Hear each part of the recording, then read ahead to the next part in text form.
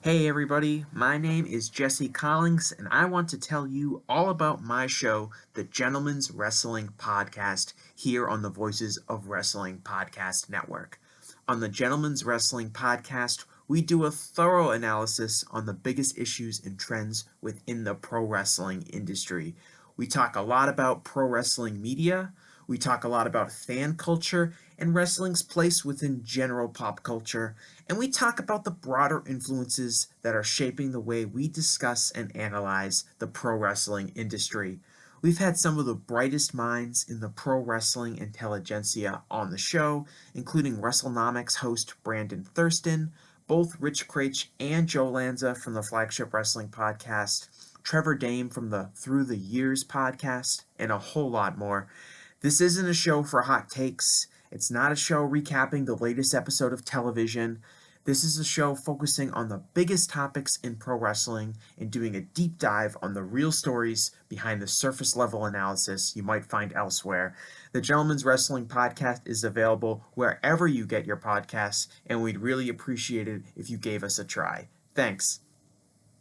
This podcast is a member of the Voices of Wrestling Podcasting Network. Visit voicesofwrestling.com to hear the rest of our great podcasts, as well as show reviews, columns, opinions, and updates across the world of wrestling. TNA is the best wrestling in the whole world. Think this is funny? No. Why would you do this? Told to. Get a life! Get a life! Shut the front door! Death to ECW. Long live TNA. Oh, what do you want, you stupid stooge? See that, Joe? That's a vein. Something you don't have, you little fat bastard. That's Osama bin Laden. I didn't even know he's Al-Qaeda. This is BS! This sucks! I've lost my objectivity, and I don't give a damn! Welcome, everybody, to You've Got to Be Kidding Me, episode number 51. We are a TNA history podcast that covers TNA 1 month at a time. On this episode, we are talking about the month that is August 2006, leading up to Hard Justice 2006. I'm Garrett Kidney, and I am joined by enemy of Cultaholic, Liam Jones. That's me, enemy of the British. Every time you go to England, they chase you in the streets, being like, "You blocked me on Twitter, mate!" I've never been to England for that reason. I am fearful for my safety due to my blocking habits. We have done 51 episodes. Yeah. Which means we are nearly at an episode per week. I don't know what I'm saying. Yeah, you can listen to an episode a week and then listen to our full podcast. For a year? For a year? Yeah. There's 52 weeks in a year? Yeah. I got confused because then I started thinking of 53 weeks. That's on the leap year. It's And fine. I was like, wait, am I getting it mixed up with the Eric Bischoff thing? I don't want to say 52 weeks in a year and then have it not be the case. Well, it's 83 weeks for Bischoff, but yes, it's 52 weeks in a year. Fuck. Too many weeks. Yeah, you could listen to an episode a week a year. And what does this have to do with your beef with Cultaholic? It doesn't. That's the thing I wanted to start with. I don't want to go straight into beef. You could have started with the beef and then leaned softly into the fact that Jack the Jobber could listen to an episode a week. He still can listen. I can't stop him from that. We were alerted today by one of our fair listeners in Discord that Jack the Jobber of Cultaholic on the Cultaholic podcast outlined that a podcast he wanted to listen to, which he eventually remembered was a TNA history podcast, he was like, he found... It's in the name, goddammit. Sorry. He found us on Twitter. I assume one of our tweets crossed his timeline and he was looking at us and he wanted We're very popular. We do numbers. Hashtag. We do pretty solid numbers. I've moved nearly all of like the content tweets onto the podcast Twitter now that it's good enough to do numbers by itself. Yeah. You don't dedicate it any to your own. It used to be like a 70-30 split. You see, now it's post to the main account, or the podcast account, quote tweet from my own. That's our digital strategy. But yeah, he found our Twitter and he was like, "Oh, this seems like a good podcast." And then he went to click on the hosts and found that one of them, a certain Liam Jones, had blocked him on Twitter. Oh boy. And like, I thought it was gonna be funny. I was like, oh, I'll watch the clip, you know. And then like, he just seemed kind of sad about it, and now I feel bad. So we tried already to start a beef with Brian Alvarez. Yeah. Well, he gave up, so we won. We won comprehensively. That little baby Brian Alvarez watched like 4 NWA TNAs and quit like a coward.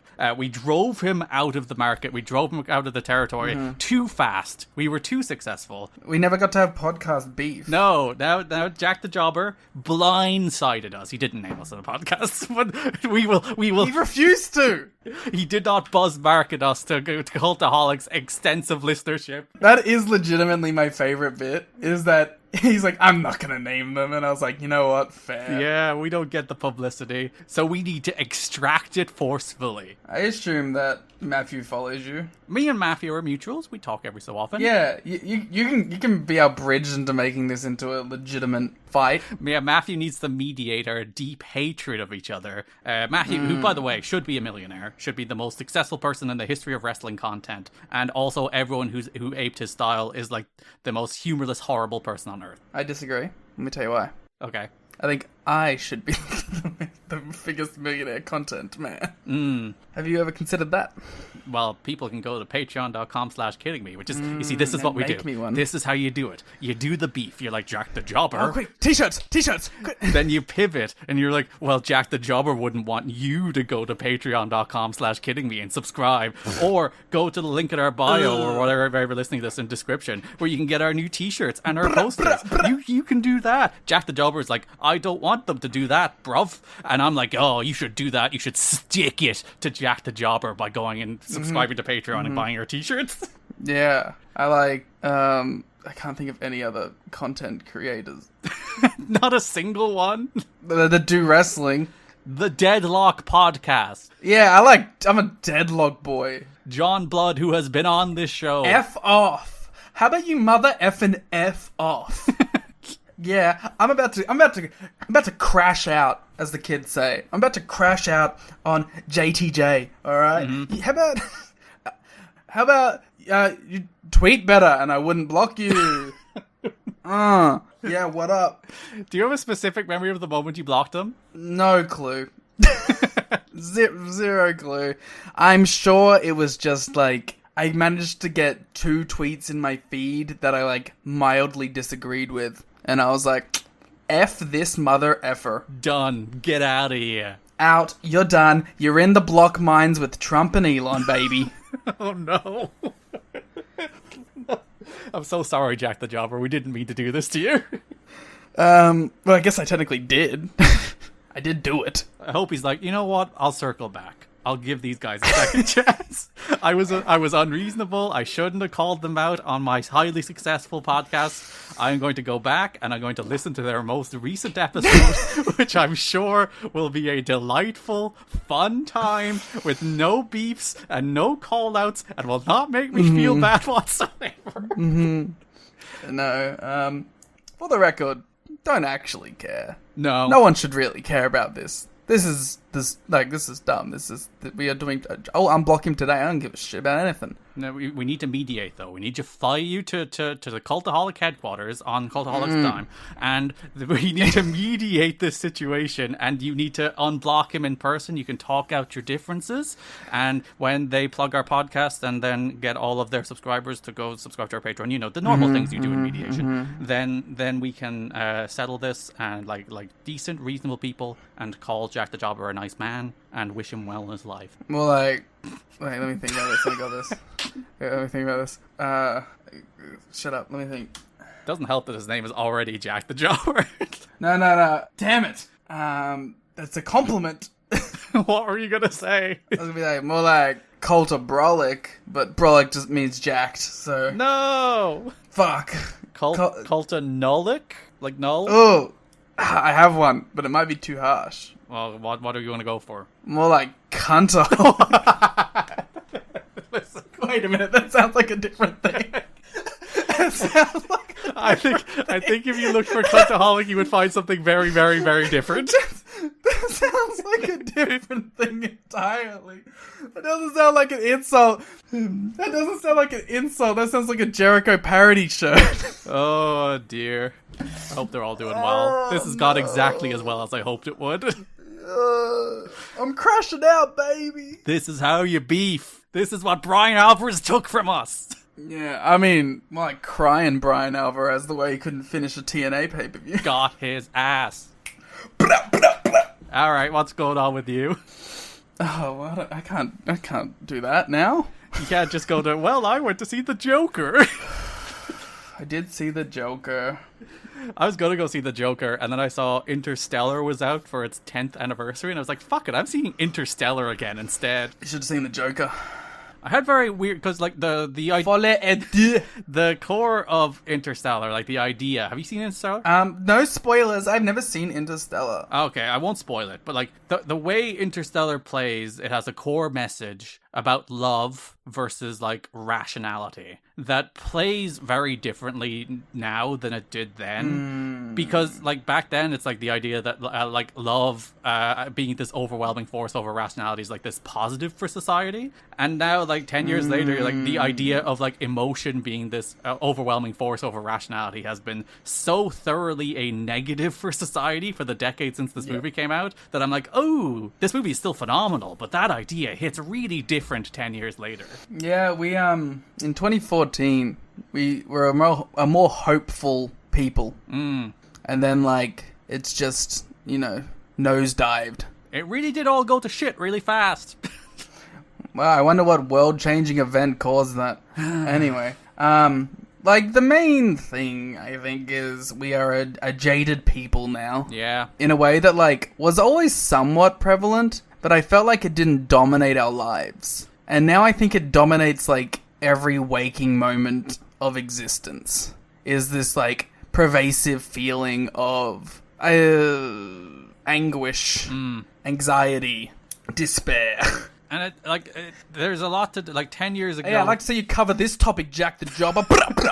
Sorry, keep going. Yeah, we need to bring people down before we talk about TNA in 2006. Oh, they come to your podcast for laughs and goofs and good times, huh? They come to this one to really like get existential about how terrible life is. Because like 10 years ago, like the forces of the internet were such that I think people were just working out how you can abuse it in order to make you see all the bad things all the time. And over the 10 years since, people have relentlessly abused it so that the loudest, most annoying people are the people you see all the time. And then like that kind of escalates and spirals so that society just lurches toward the worst things at any given moment. And then you're just like, war in the Middle East, climate disaster, financial turmoil. You can't rent because rental prices are through the fucking roof. Inflation.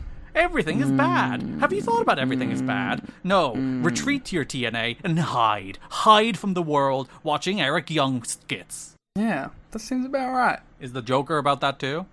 The Joker's world might be more hopeful. Oh, no.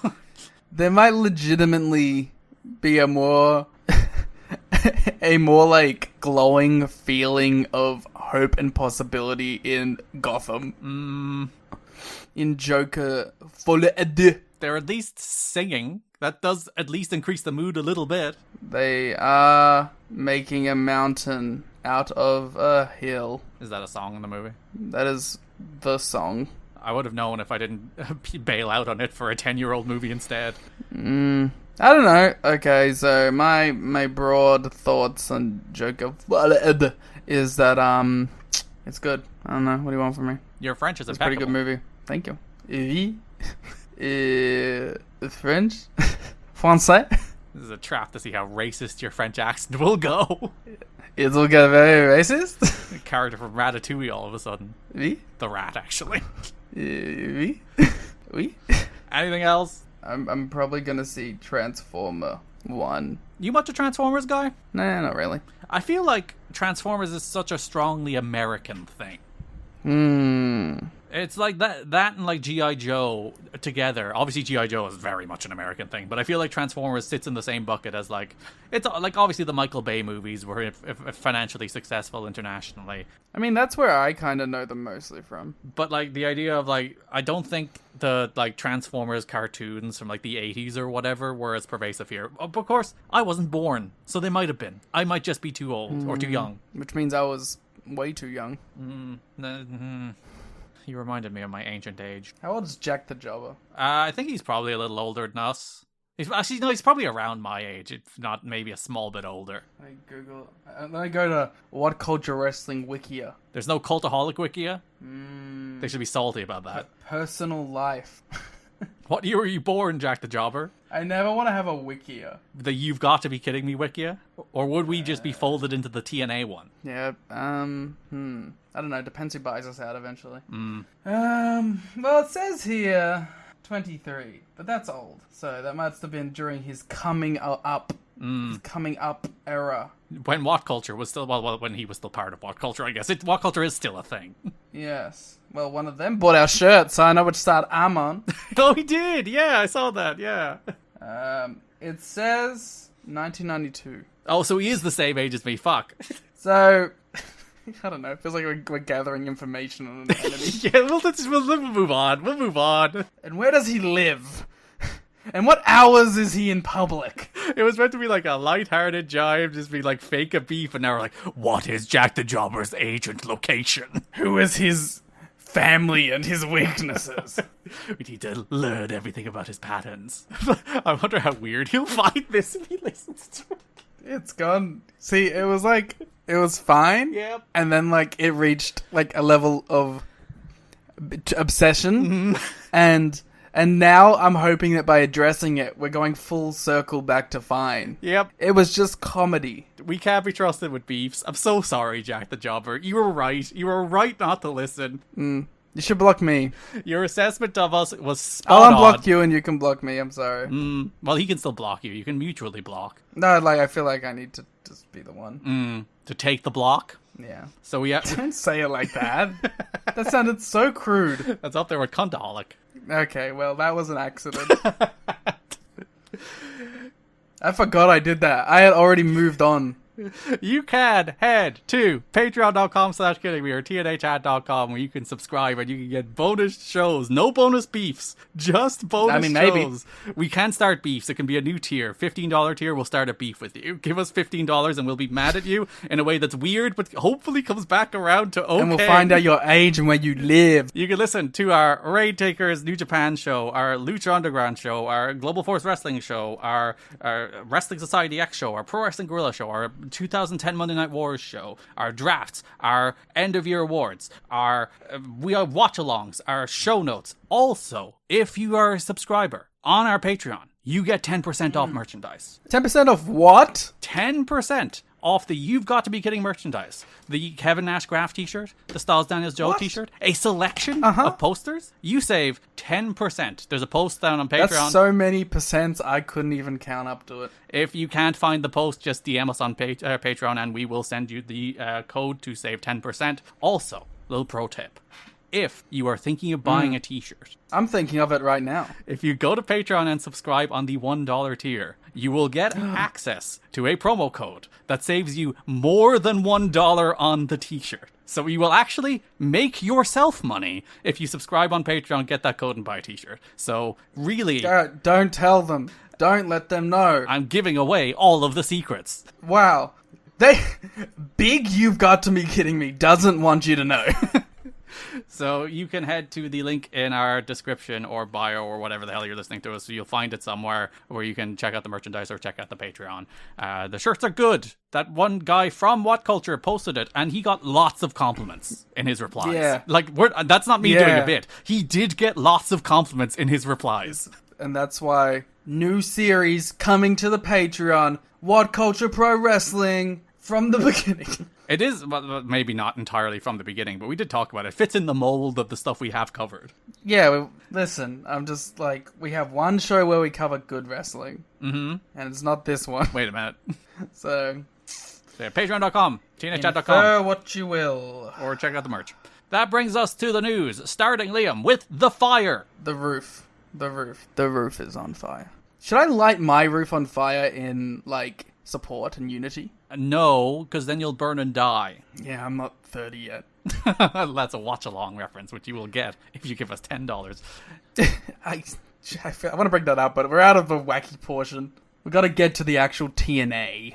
Two Florida newspapers detailed the fire incident at the Hard Justice pay-per-view on August 13th. The Orlando Sentinel briefly wrote, a worker at Universal Studios in Orlando was taken to hospital Sunday night for treatment of smoke inhalation after extinguishing a small fire on a catwalk above a soundstage. Wrestling matches were occurring at the time. The worker, whose name was not released, used a dry chemical extinguisher. No one else was injured, and the wrestling matches resumed after the firefighters cleared the smoke and chemicals from the area. The Miami Herald provided more details in its August 14th newspaper, saying a small fire interrupted the opening match on the TNA Hard Justice pay-per-view on August 13th from Universal Studios. While Eric Young and Johnny Devine battled in the ring, a flame appeared on the padding of a pillar above the ring of Soundstage 21. The sparks from the pyro to open the show was the probable cause of the minor blaze. After a 15, closer to 30, minute delay, Damn it. fans were allowed to... You said blaze.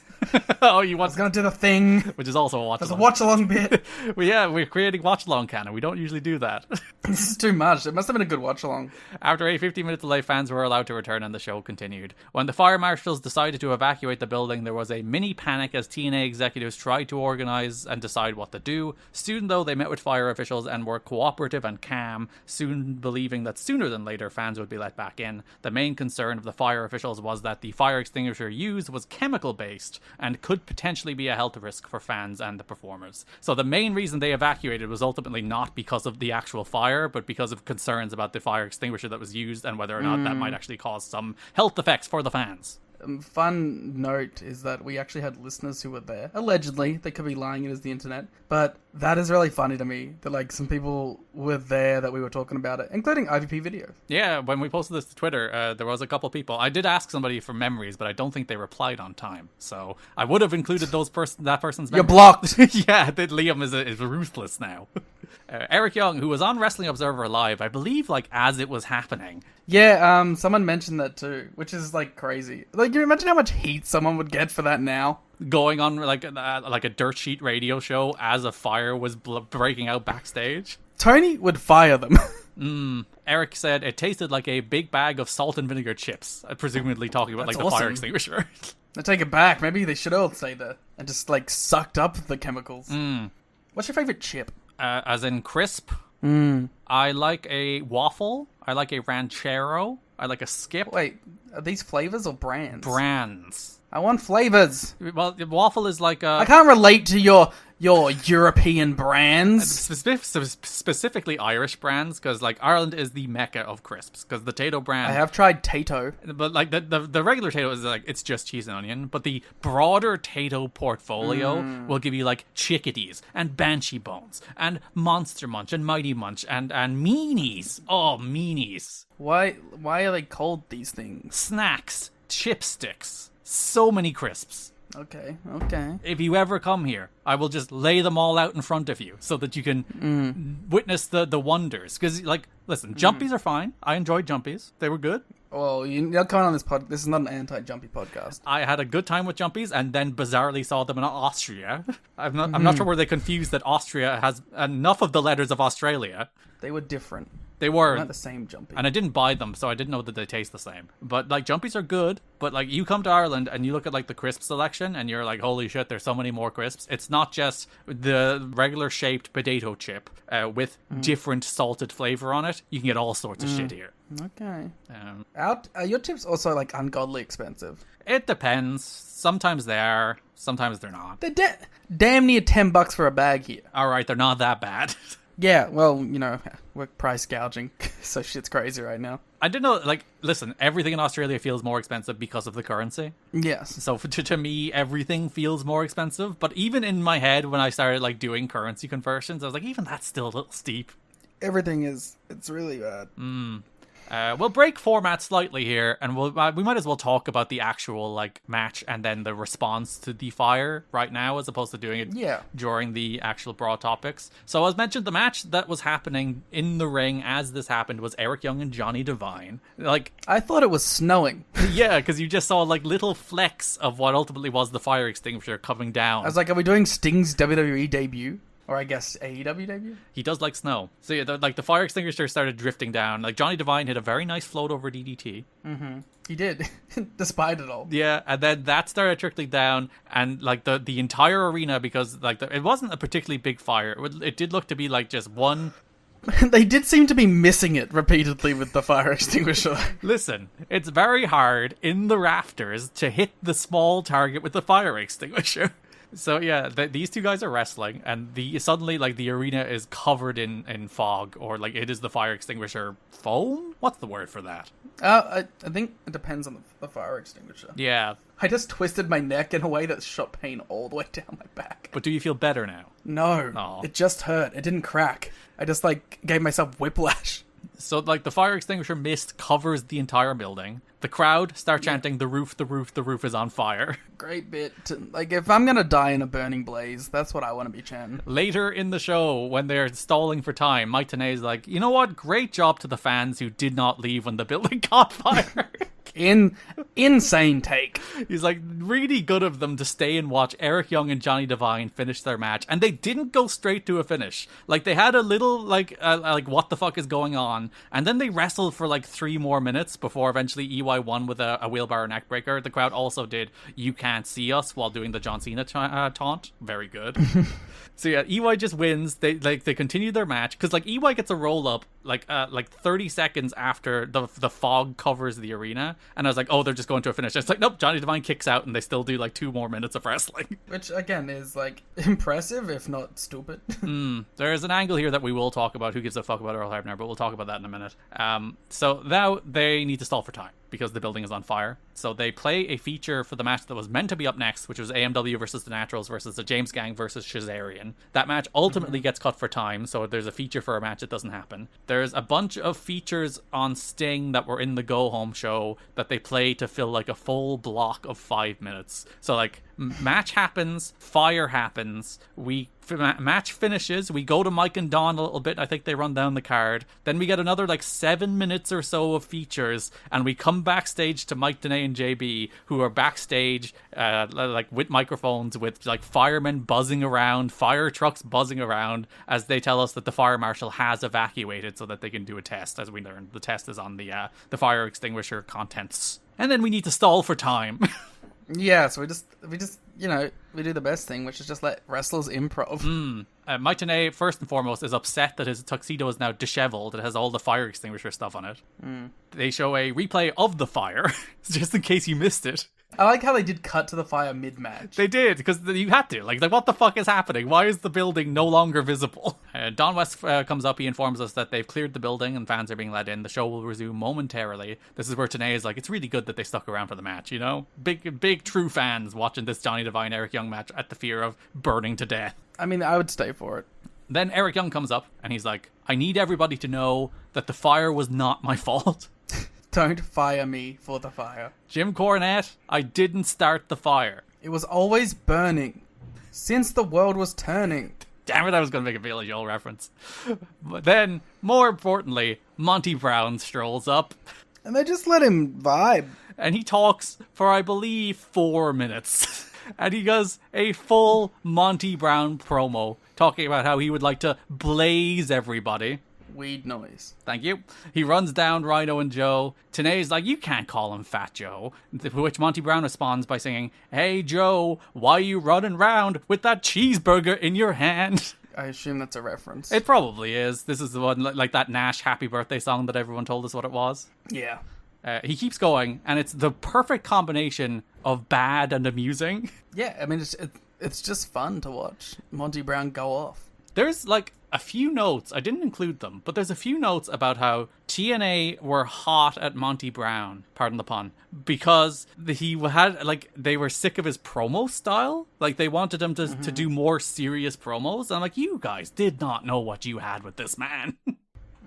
He calls Joe a hippofant, Rhino a herbivore. Then he looks at a hippofant as a combination of hippo and elephant, in case you were wondering. Yeah, I think people got that one. He looks at Mike Tenay and is like, you don't know what that means, herbivore. And it's like, but it means plant eater. Ugh. Then pounds period, he's going to win the false count You anyway. just said No, I guess he said that Joe had the cheeseburger, so he is consistent, if nothing else. And you might think that's the most unhinged promo in this segment. Shane Douglas walks up. I feel like that's an age-old sentiment. He's up there with the Naturals, the newly franchised Naturals, and he says, George Bush is a great president because he had a war of terrorism thrown in his lap and rose to the occasion. Okay. And tonight, the Naturals have to be like George Bush. This is an instance of insecurity, and they have to rise to the occasion. And their match got cut, so they didn't.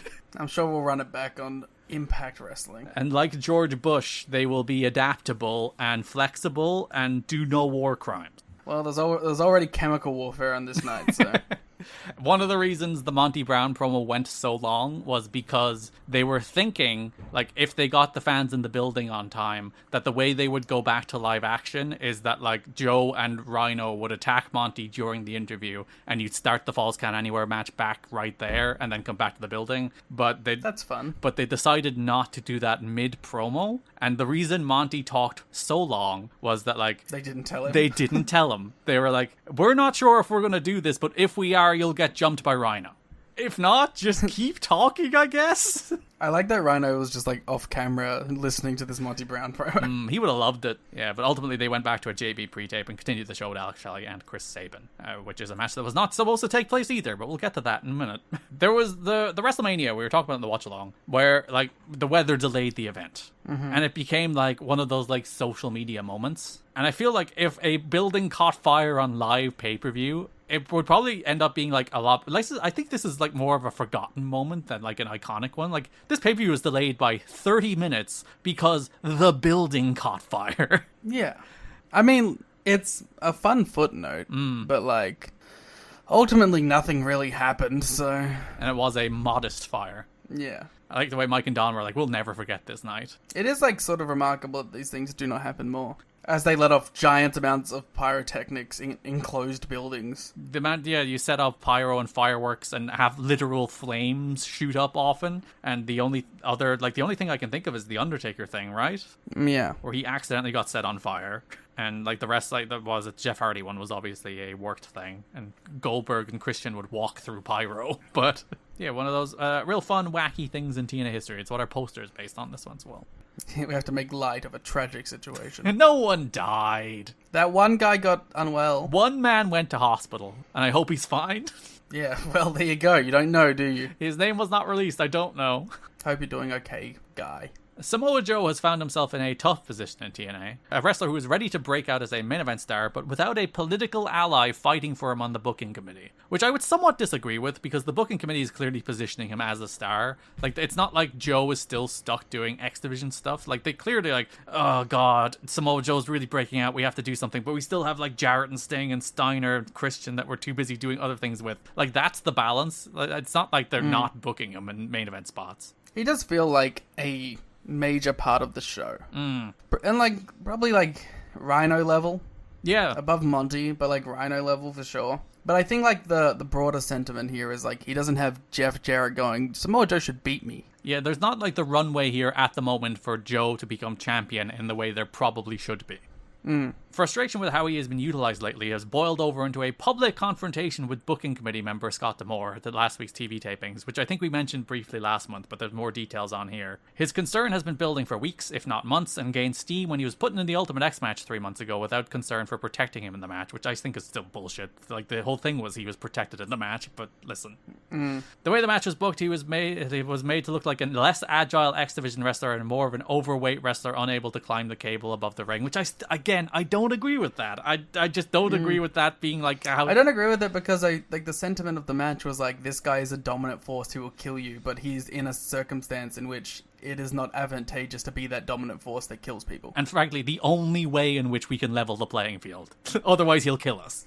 Yeah, so like, if anything, it makes him feel more imposing. The trend continued on the last pay-per-view, where his role in the four-way main event contenders match was lowest on the priority list. Sting was protected since he is treated as the top star by bookers. Christian was protected by D'Amore, who sees Christian as one of his guys. I love the idea that Christian needs a political reason to be protected rather than being one of the top stars. And not just the fact that it's Christian, second biggest star in the company. Scott Steiner is Jeff Jarrett's longtime friend, and since he's physically more fragile than Joe, the tendency is to work hard to protect him. Joe was left to fend for himself in the booking of the match. He didn't win the match, which led to him coining himself the undefeated wrestler who never wins big matches.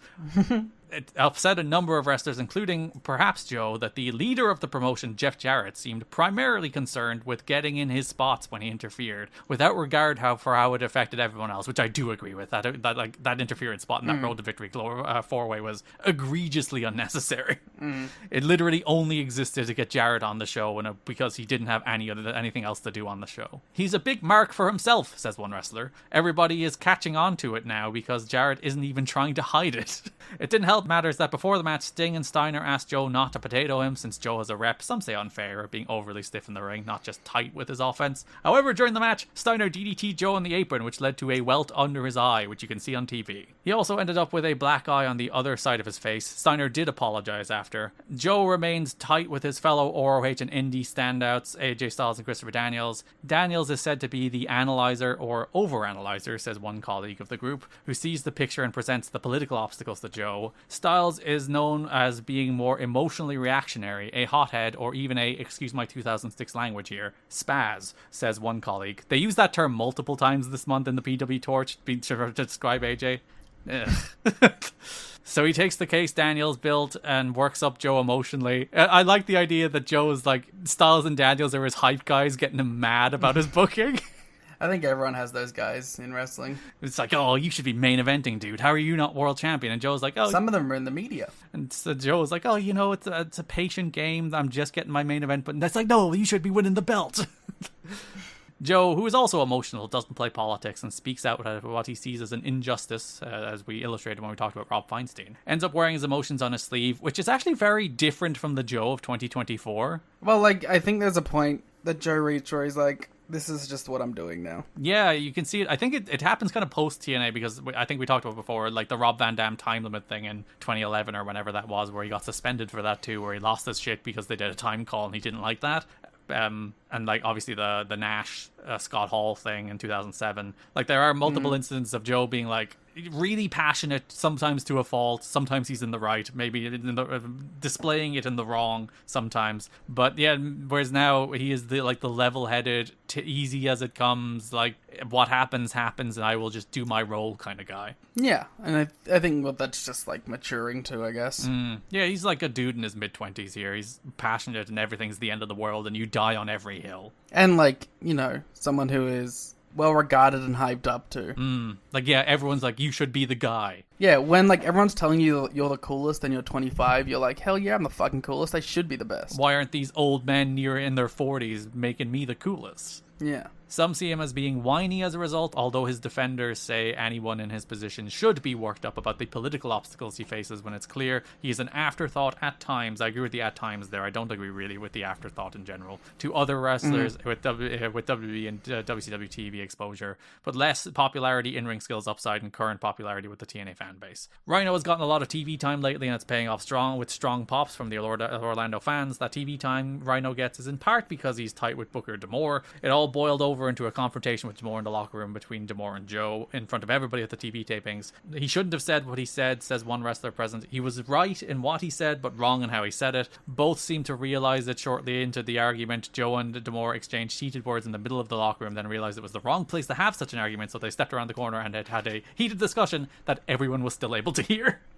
Yeah, again, this doesn't seem like anything major. It just seems like wrestlers getting worked up about booking, which is like every day. And like the Steiner bit is part of it. Like Steiner fucked him up a little bit. And when you look at TV, it is a big ass knot in his head. So he's probably coming back emotional. And by all accounts, the next week they did a mock public argument to be like, joking around, so everything was fine. TNA and TV industry sources both indicate that a tentative agreement has been reached between TNA and Spike TV to expand Impact to 2 hours, either in October or January or October 2007, as it turns out. Details are being worked out, but TNA management has been pushing for it lately, and Spike TV officials have agreed it is a move worth making. TV sources say Spike sees TNA as a late-night show, meaning it could remain in its current time slot with a second hour tacked on. There has also been talk of the second TNA hour airing on a separate night rather than as part of a 2-hour block. Likely another 11 to 12 time slot, but on a Monday after Raw. The argument for that is that the Raw's overrun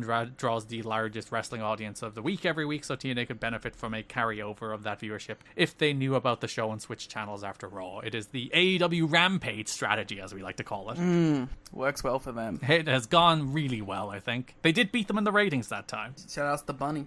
Dixie Carter is back to being a regular presence backstage at TNA tapings. She was in good spirits at this week's tapings, but both she and Jeff Jarrett talked to each other and others backstage about the dropping TNA Impact ratings.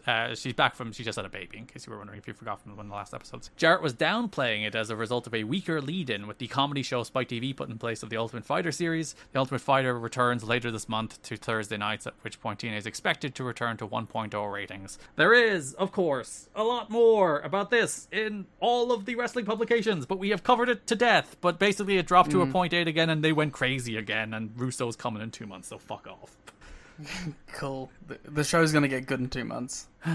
Jake the Snake Roberts may be at an upcoming TV taping to have an on-air role after pitching himself and Canadian wrestler Sin to also have an on-air role. Sin provides the transportation for Roberts to be at the event. TNA management is rightfully leery of investing in Roberts due to his past drug use and reputation for no-showing events, but they value Roberts' name value and promo ability. We'll see. They should have a managed Team Mexico.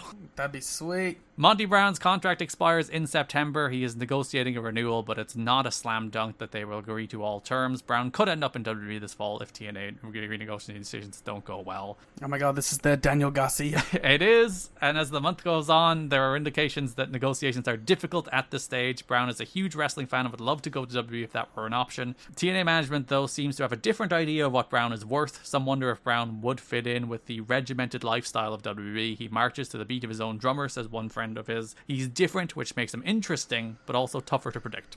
I'd say that's accurate.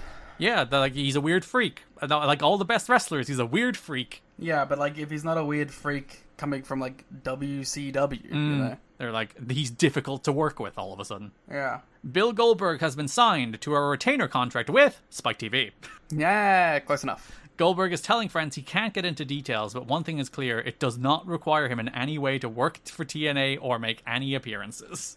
I really want to emphasize that fact that he will not be a TNA. Even though he does an interview with Alex Marvez. Alex scoops himself at one point this month where he's like, maybe I should check out that TNA Hard Justice pay-per-view. So he is sending mixed messages. He's negging TNA. I think he is. We've been doing this for 6 months now, and he's like, oh, maybe. No, they're shit. They're terrible. Production values and money isn't good enough. But what about if I did? TNA management have talked about the prospects of using Goldberg on their Big Bound for Glory pay-per-view. He has expressed an openness to working a few matches for TNA. He didn't want to be part of a late-night second-rate wrestling show, but TNA has established itself enough that he sounds open to it, but the money he wants is more than TNA is willing to pay at this point. But such is how negotiations go. Fair. Bret Hart, meanwhile, told Between the Ropes Radio he would like to work for TNA, but he's not sure it's worth his time. I certainly would like to help him, and I think they know that, he said. But the truth is, I'm happy with my time off. If I was going to do that, I would have to leave one day before to get there, and then you have to have whatever you do that day for the show, and then it takes a whole day to get home. That's 3 days of my week, and obviously, I don't need it that bad. I don't have 3 days a week for anybody. That's kind of awesome.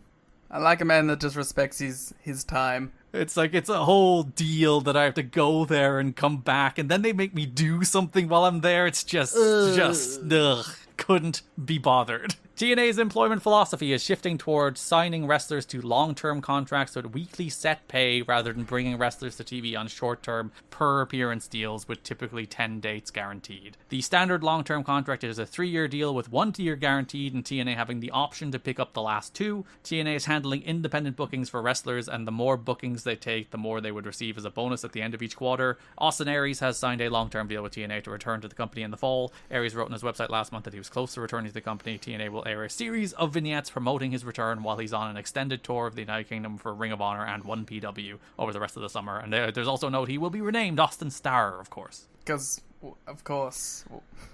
TNA got the WWE notions that now they're on television, they need to own everybody's name, so they can't just call them Austin Aries like they called them on Austin Aries when they were on television in fucking October. For like 6 months. It's so like, you become what you hate over time. You can't help it, can you?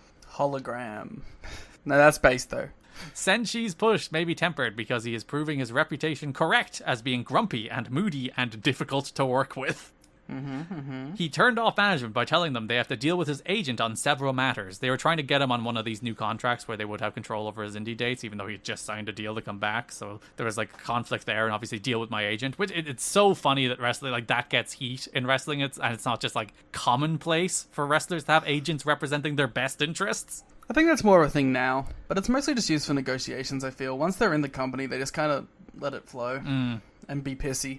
He also won't work with certain indie promoters that TNA wants to send him to work for. He's always in a bad mood, says one colleague. He's always creating drama. If it's not one thing, it's another. He's too intense, too passionate, but he signed a 3-year contract, so he's going nowhere. Fair enough. But, like, I guess it's a 1-year contract, technically.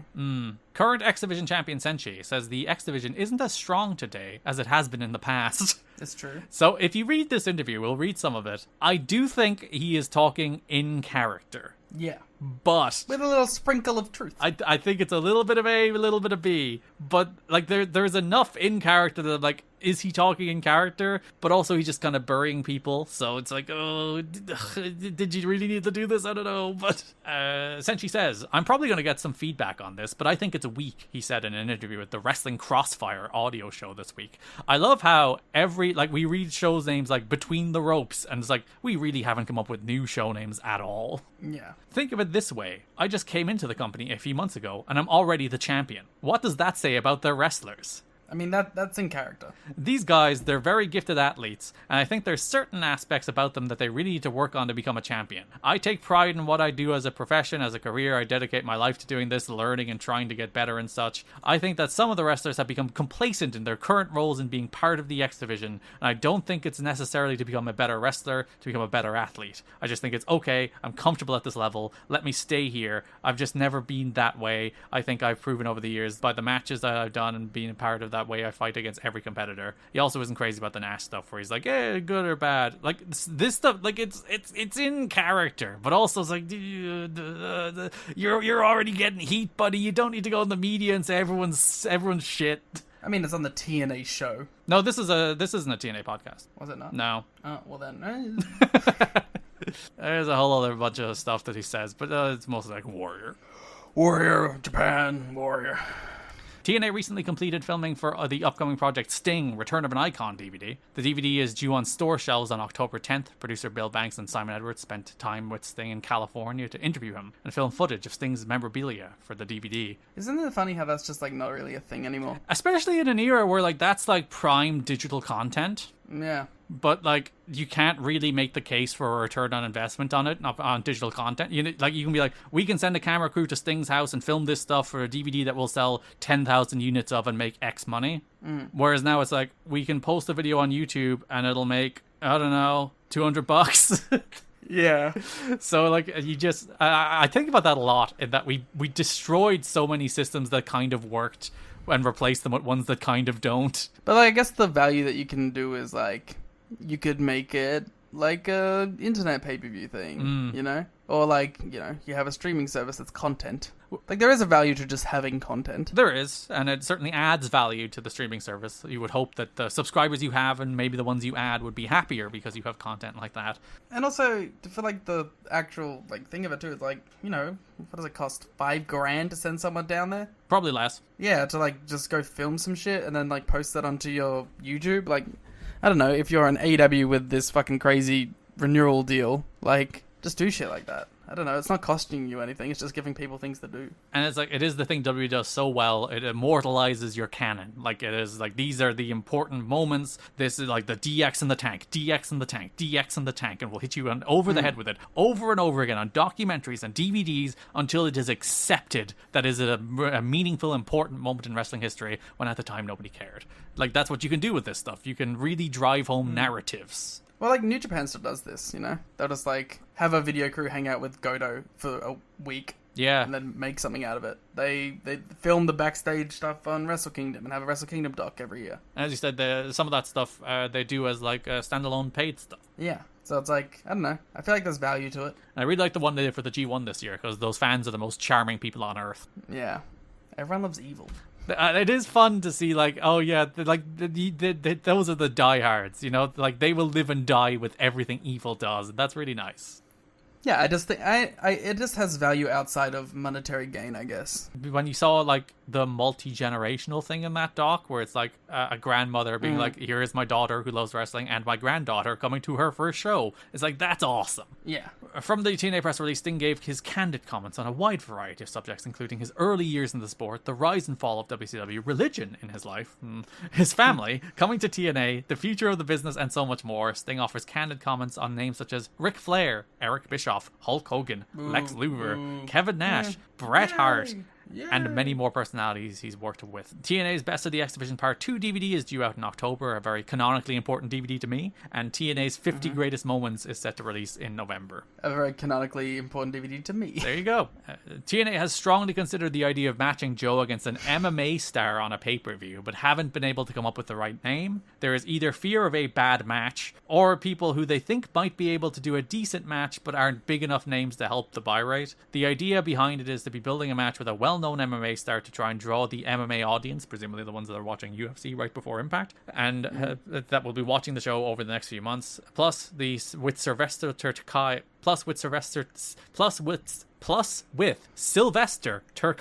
starting on SmackDown, Annie using a shoot fighter almost looks like they are copying WWE booking. Okay. Oh, you know, not Sylvester Terkay.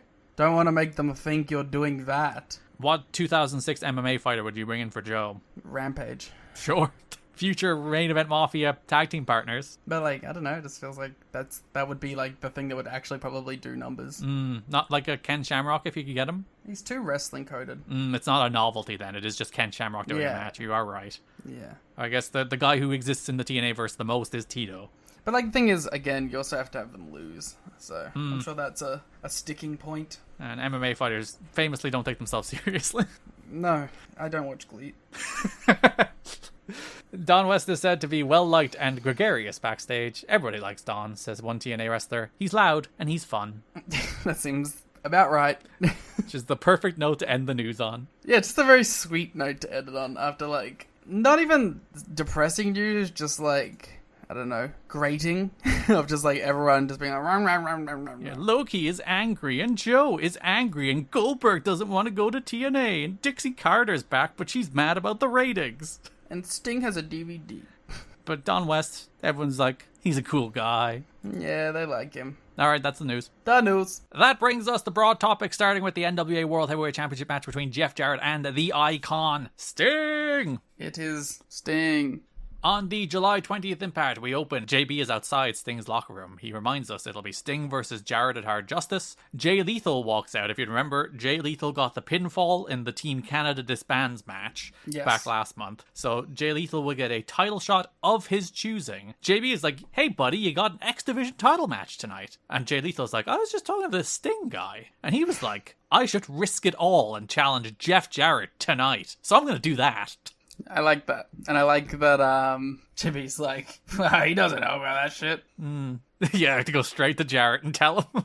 Mike and Don recap Sting coming back from the lighter gasoline in the eyes in the Victory Road 4-way. Jarrett is doing his favorite thing. He's shouting at Mike and Don, being like, what the hell, guys? That's a conspiracy against me. Sting has conned Lethal out of an X Division title match in order to get Lethal to challenge me so that we can get the title off Jeff Jarrett. It's more screwy stuff. Sting is going to come out out of the rafters and screw me because he's afraid of me at Hard Justice. It's a classic, how can we get Jeff Jarrett on the show, have him go out and yell at Mike and Don. Even though he is in the main event in the world title match. I know. We can't just be like, he'll be here later. This is just his favorite segment.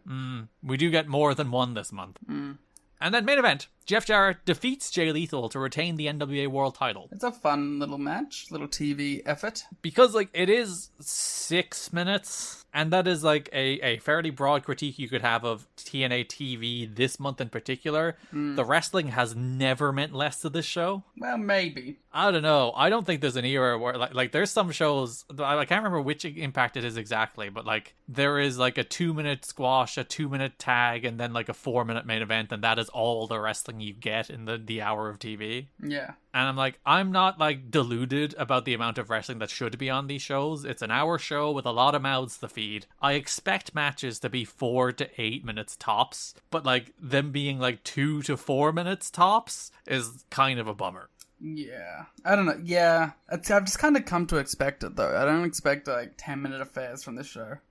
You've been beaten into submission. I don't know if I'd want much longer matches, to be honest. Like, I appreciate the expediency of everything and fitting, like, so much stuff into these shows, because, like, there's a lot you can say about TNA TV. You can't call it boring, though. Which is the weirdest thing, that you're like, we're gonna bring in Russo. The idea that, like, this TV needs to be transformed into Russo is, like, it's already, like, it's not, it will get worse, and it will get more chaotic. You, like, watch these shows being like, there's a lot happening in very short matches, and then you watch a Russo show and you're like, how did you make it even shorter matches and even more happening? How did you do that? It's crazy. But, like, it's not like this is, like, ideologically super opposed to the way Vince Russo views wrestling, you know what I mean? Yeah. It's kind of like a better version of his kind of show, which is all about stories and angles, and then the wrestling is kind of secondary.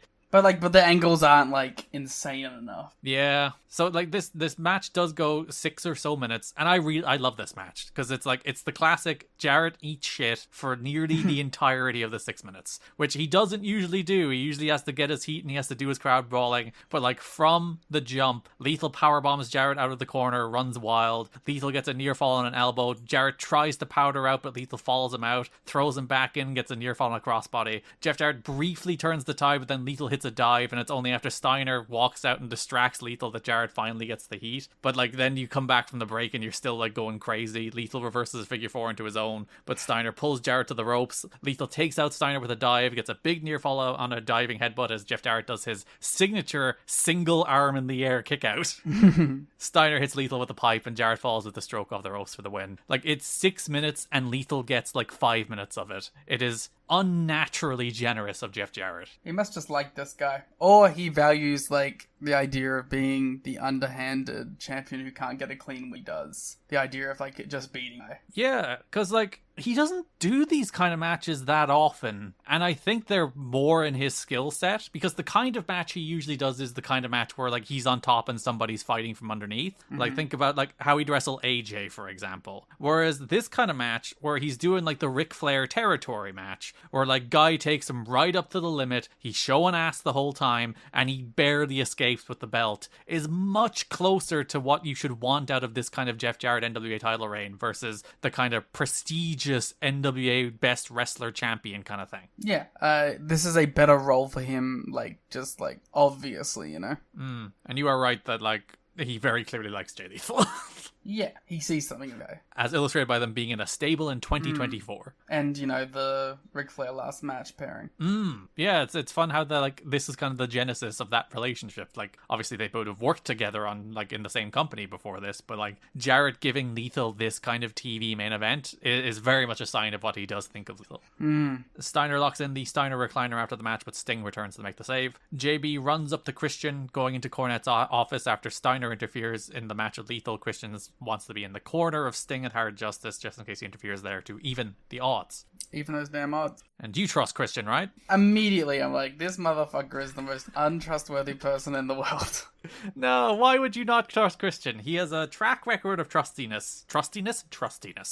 He would never betray a friend. Never. Sting would never be betrayed either. Everyone loves Sting, and Exactly. Christian doesn't do betraying. Yeah. I have a question, and Shoot. this will spoil this. So, So Sting, Christian, you're familiar with him. He will in fact turn on Sting. What? At this pay-per-view event. In the character of Christian Cage, do you think he has already made this decision? Or do you think it is like he had the guitar in hand, he saw Sting going for it, and he was like, flick of the moment, I'm gonna lay this guy out? I believe, now I haven't, we talked about this last time, but I haven't rewatched these episodes since they aired, so I don't remember the minutia of the story. But I believe the story they tell is that Christian decided in the match.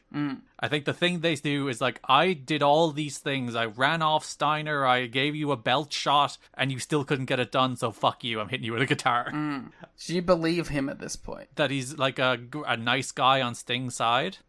Nah. So you think it was all a plan ahead of time, and then he perhaps did those things in the moment to sort of as justification for what he would do. And like, he's been leaning heel since Slammiversary. Like, it's not like this is the first time he's been doing this, And Sting is even like, you're beginning to be a lot like Jeff Jarrett, and Christian's like, wait a minute, you can't say that about me. So yeah, he's been conspiring against Sting for a while. So you don't believe him and his apology next week? No, especially because like, this is, to be fair, it's been the story they've told all year. Like, even going back to the Sting and Christian against Monty and Jarrett match, the story of that match was, can Christian trust Sting? So like, they have been kind of at odds, like from the jump. Okay. So yeah, July 27th Impact, Christian does come to the ring. After Sting became number one contender, Christian finally realized something. He came back to make TNA the greatest wrestling company in the world, and the only way to do that is to get rid of Jarrett, even though when he came back, Christian just won the belt the month later, so, he should have been happy. He should have just left in February. I guess he did leave, he left in January. You see, that was the problem. Jarrett got the belt back. But no, Sting showed up in January, then left. Then he wasn't there in February when Christian won the belt. So when he came back in March, he just thought Jarrett was still champion. Yeah, that's the problem. He just wasn't watching the product. No. So Christian was too busy being selfish to realize that there is the noble goal of removing Jeff Jarrett. So Christian asked Cornette if he could have Sting's back at the pay-per-view, and the only person who could answer that question is Sting himself. It's also very fitting. Who else would answer that question? Yeah, that is his choice. Oh, not just, I'm going to be there and you can't do anything about it? Yeah, even Cornette being like, I'm not going to sign off on it, ask him. Yeah. It's like, Steiner will be there, but like, Sting has to say yes. I don't know, I don't care. Sting appears in the rafters, says TNA is the best wrestling company in the world, and says he'll give Christian his answer in due time, but he's focused on removing Jarrett. So again, kind of a dick move by Sting here, right? If we're analyzing each individual part, like, Sting could have just been like, yeah, man. Like, it's not like he makes a big hoo-ha out of it. It's just like, next week they go, Sting said yeah. Yeah, because like, if you're Christian and you are in fact of noble intent, you just came out here, you apologized, you said the dude was right, and you said, I will help you because Steiner will be at the pay-per-view, and Sting is like, we'll find out next week. Yeah, but then like, he doesn't even do like a big thing about it and be like, yeah, Christian, you're right. He just like, at some point he told Mike tonight, yeah, tell Christian I said yeah. So, kind of a dick move himself. So you can't trust this Sting character either. Sting lost some points in the locker room when he refused to wear an eye patch at the TV tapings last week, the day after Jeff Jarrett threw gasoline in his face on the pay-per-view. Sting's reason, it would look silly. Sting has earned a rep over time over the years and reaffirmed it in TNA of being difficult to work with when it comes to details of storylines and angles presented to him, yet he's not known at all as a strong idea man for himself. Blah, blah, blah, blah. Yeah, Dave has more color here that like, he doesn't want to do anything that feels like hokey wrestling, and like the exact explanation for why he didn't want to do it is his son got gasoline in his eye at one point and was fine a few hours later, so it wasn't realistic. I mean, yeah, fair. I don't know why you would wear an eye patch for gasoline. I would have to question the Stinger's parenting if his son is getting gasoline in his eyes, but his point stands. He threw it in his eyes. He's like, I have to practice a spot real quick, come here. Yeah, he went there the day before the show. It's like, would this actually hurt? They want me to do this. I need to know, is it realistic? I'm using real gasoline. Cry me a river because of the gasoline in your eyes. Yeah, okay. There's a feature on Jarrett in the show. He complains that TNA's listening to its fans, says he had nothing to do with Larry and Earl's actions at Slammiversary, and he'll take a polygraph test to prove it. Says Cornette, Sting, and Christian are colluding to take him out of TNA, but he'll have Steiner to watch his back at the pay-per-view. That's cute. I like the sound bite of like TNA is doing the worst thing of all time, listening to its fans. But yeah, like, again, like, it's good because they're framing it as like, this is the heel's opinion. It's a fun soundbite to come from Jeff Jarrett. Yeah. As you said, following week on Impact, JB just kicks off the show and is like, Sting accepted. It's so anticlimactic. Jarrett comes in and complains. Slick Johnson comes in and informs them that there's a mandatory Cornette meeting tonight, and he especially wants to talk to Steiner. They threaten Slick because they want to know where Cornette and Christian are, so then they go on the hunt for Christian. Wait, there's definitely a joke in that. Crusades, something like that. Okay. They're hunting for a Christian. Oh, okay. Yeah, it was so highbrow. It went right over my head, you see. There's something there. Just pretend I said it and it was funny. Jarrett and Steiner attack Classic. Lethal backstage, demanding Christian's location. JV informs Jarrett that Christian isn't even here yet. Jarrett doesn't believe him, so they're going to make Christian come to them. Dope.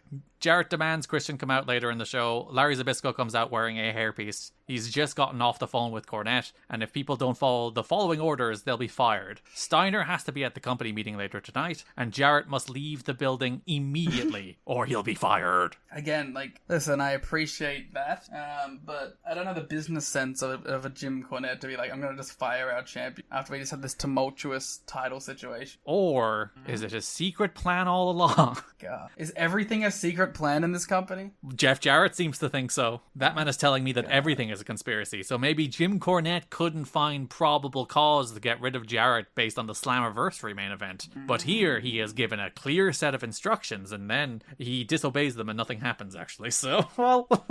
So, all in all, I don't know where we stand. AMW talked Jarrett out of the building because he's real mad. Mike Tenay sits down with Sting. He's happy with Cornette so far. He's on a quest to take out Jarrett, but the world title is I secondary. like that he's just like, I got no problems with Cornette. Yeah, things have gone pretty well with him so far, actually, yeah. There's not enough room for both Sting and Jeff Jarrett in TNA. So at the classic Jim Cornette company meeting, which we will come back to multiple times, he's in the ring. He doesn't want to take up a bunch of TV time, unlike some other bosses on TV. He dismisses he goes through a bunch of match announcements that we'll talk about as we go through those programs, and then dismisses everybody except Steiner and Christian. If they want to get involved, then so be it. So he books Steiner versus Christian as the TV main event next week. They're incentivized to take each other out ahead of Hard Justice. That's his pitch. It's like, you want to get involved? You want to make sure Steiner doesn't interfere with Hard Justice? We'll take him out next week. You don't even have to wait to Hard Justice. Steiner says Christian should go back to Mexico North and then apologizes to Mexicans. For comparing them to Canada. Yeah, the worst thing he could possibly say to them. 2006. Christian is going to hand him his ass next week. Then a fan in a mask, which they cut to during an X Division 4-way, 6-way. There's a multi-man match where during, I think, PD's entrance or Lethal's entrance, 5-way. you can see. You counted the X Division wrestlers. Thanks, Liam. No, I remember. But yeah, there's a man in a Sting mask during Lethal's entrance that they conspicuously frame in the shot, and later in the show it turns out it is in fact Jeff Jarrett in disguise. I do enjoy that he was like, I gotta check out some X Division of his favorite wrestler, Jay Lethal. So it makes sense. Sanjay in the match too, scouting his future stable. Oh my god, where's Satnam? He was sitting in the crowd next to him, also wearing a Sting mask. They attack Christian, and then they beat up Christian, and then Jarrett does the ha ha ha ha and points at his head because he's so smart and his plan came together. I really like the Cornette segment as a whole. I just think Cornette is a good speaker, and like I like him just being like a boss that's like, all these guys fucking hate each other, let's book match. Yeah, I do like that. It's not like, oh, no fighting or blah blah. It's just like, you hate each other, match. You hate each other, match. You hate each other, match. You two want to get involved, match. Yeah, I enjoyed the segment as a whole. I thought it was like a good main event segment. It does continue the tradition of like TNA main events being big in-ring promo segments. Who needs wrestling? I think this is the show where LAX defeated Chase and Rance and Jarrell Clark in a squash. The newly franchised Naturals beat AMW in like 2 minutes, and then the X Division match went like 4 minutes. Like, this was the show that was like, oh, no wrestling this week. All right. But yeah, and because like the idea was Cornette was gone for 2 weeks. We were talking about like his weird schedule in the last show where he has like a bunch of Ring of Honor dates to conflict and like convention dates to conflict. So he missed the first TV taping of the month, which is the reason he had to come out on the third show of the month to be like, lay down the law. I liked he's just justification for it, though. He's like, I'm doing work. I'm busy. I don't want to be on TV. What do you guys want from me? I'm still making the matches. Yeah. August 10th Impact, there's a bunch of features. It was the ones replayed during the fire, but like recounting the story of Jarrett and Sting and everything that happened that took us to this point. And then the TV main event, Scott Steiner versus Christian Cage. So they did a thing this month where they kept like booking big pay-per-view quality main events. Yes. But like every time you booked it, you're like, there's gonna be some bullshit. It creates, I think, a reoccurring theme that anytime you hear Mike Tenay and Don West say the words pay-per-view quality for a television match, that television match is not going to have a finish. Yeah, which honestly will make it pay-per-view quality in a couple months. Because they do the same with the Rhino and Joe match, don't Yeah. they? Where they're like, this is a big pay-per-view quality main event. No finish. Yeah. So for this one, Cornette's on commentary. Tenay also puts over Cornette for not being on TV all the time, as he is on commentary in his third segment on this show. Christian put his feet in the ropes going for a pin, Liam. How do you feel about that? That's somewhat heelish, but you know, sometimes you gotta do what you gotta do. Doesn't cause you to trust him less? I already don't trust him. Steiner hits a big top rope Samoan drop. Jarrett comes out and the match is thrown out. Jarrett and Steiner beat up Christian, and Jarrett puts Christian in the Scorpion Deathlock. Then the lights go out. They come back on. Sting is suddenly in the ring. He suddenly has Jarrett in the Scorpion Deathlock. Clears the ring. Christian hands the NWA title to Sting as they shake hands. It's a good segment. I like the light shenanigans. Yeah, that's one of those things, because like there is maybe an argument. It's like, that's too close to magic. You can't have magic. No, that's just paying off the guys.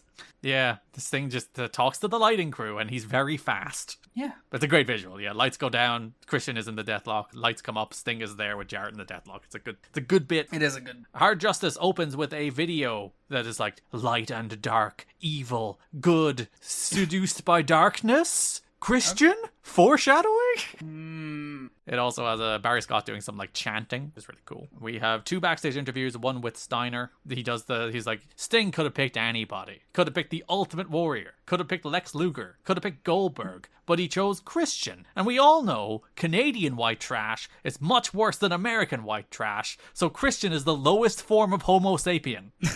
Sick.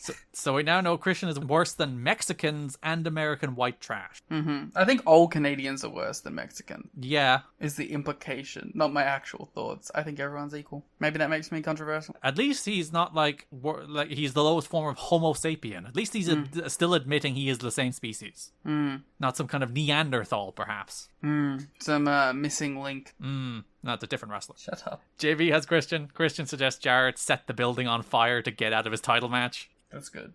He then mocks Steiner, and he'll make sure Sting wins tonight. Feature on Sting and Jarrett. And then our main event for the NWA World title. Jeff Jarrett defeats Sting to retain the belt after, shock of all shocks, Liam, Christian Cage turned on Sting. I can't believe it. There was no way of seeing it coming. Yeah, I mean, I don't think anyone was surprised.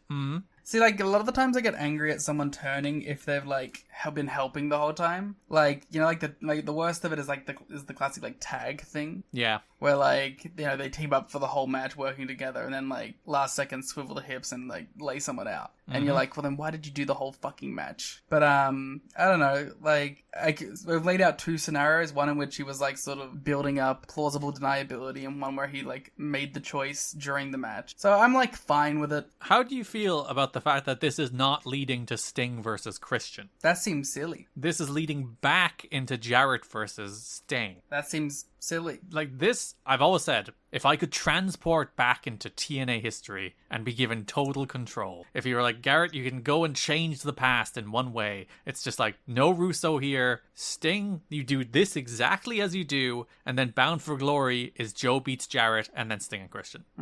That would make more sense. Yeah, it makes a lot more sense based on the directions coming out of this, instead of this is just a road bump to get Sting as far as Bound for Glory, where there he can beat Jarrett. Alright, well, I'll see how it plays out, I guess.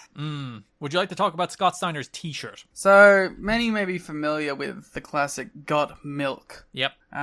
Scott Steiner has his own twist on it here. The front of it just says Got Ecstasy. It does. And, like, the thing about it is you may think, well, it's Scott Steiner, maybe he just picked up, like, this shirt in Florida somewhere, you know? And I was like, hell yeah, brother, I love ecstasy. But then you have a look at the back of the shirt where it says Big Papa Pump, and you're like, Oh, it's merch. So they're selling a shirt that says "Got Ecstasy" on it. It does. I believe the understanding here is that like the ecstasy is in a sexual nature and not in the drug sense. Still a wild shirt to have as official merch. All right, I'm gonna pitch an alternative. On the front, got ecstasy. On the back, cuntaholic. Perfect, right? I think Liam's gone. I think he's never coming back. Shut the fuck up. I tried to Google to find info about this shirt. Yeah. Because, like, there is a logo on the back that I couldn't make out. I don't think it's a official TNA merchandise. Every story, when I search the word Scott Steiner got ecstasy, is Scott Steiner talking about how he wouldn't fail a drug test because he wants Triple H to take it with him. So, you know what? That's awesome. There's no further information about the Scott Steiner got ecstasy t-shirt. Coming soon to the merch store. So the match starts, and would you believe they brawl into the crowd? Sting. I do believe that. Which are you more shocked by? The Christian turn or this match having crowd brawling? Both. Sting hits Jarrett with a fan, as in the thing that goes whoosh that makes you windy, as opposed to a person. That's a great description of a fan.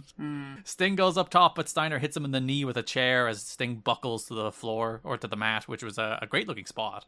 Christian got belly to bellied on the floor. Jarrett works a figure four for a while. Steiner and Christian get into some shenanigans on the floor that ends with Sting hitting Jarrett with the NWA title for a near fall. All these shenanigans causes Rudy to eject Christian, and then Steiner is super happy and gloating, but he also gets ejected. Sting accidentally connects with Rudy Charles with a Stinger splash. Steiner comes back, and so does Christian. Christian stops Jarrett from using the guitar. Sting goes up top for some kind of dive, but as he's midair, Christian nails him with the guitar, allowing Jarrett to retain the title. Jarrett sells shock at what Christian did, so you know it's not collusion of some kind, as Christian smirks atop the ramp, and Don West is outraged. I mean, it's like, I get it. I thought Don was really good. Don sold the moment really well. I don't know, like, I am just happy that we're gonna get heel Christian. Like, this weird sort of in-between guys. How would you rank the babyface run in general? It's fine. You had to do it this way, I think, early on. Yeah, but do you think it's like an admission of failure that you're turning him heel within a year?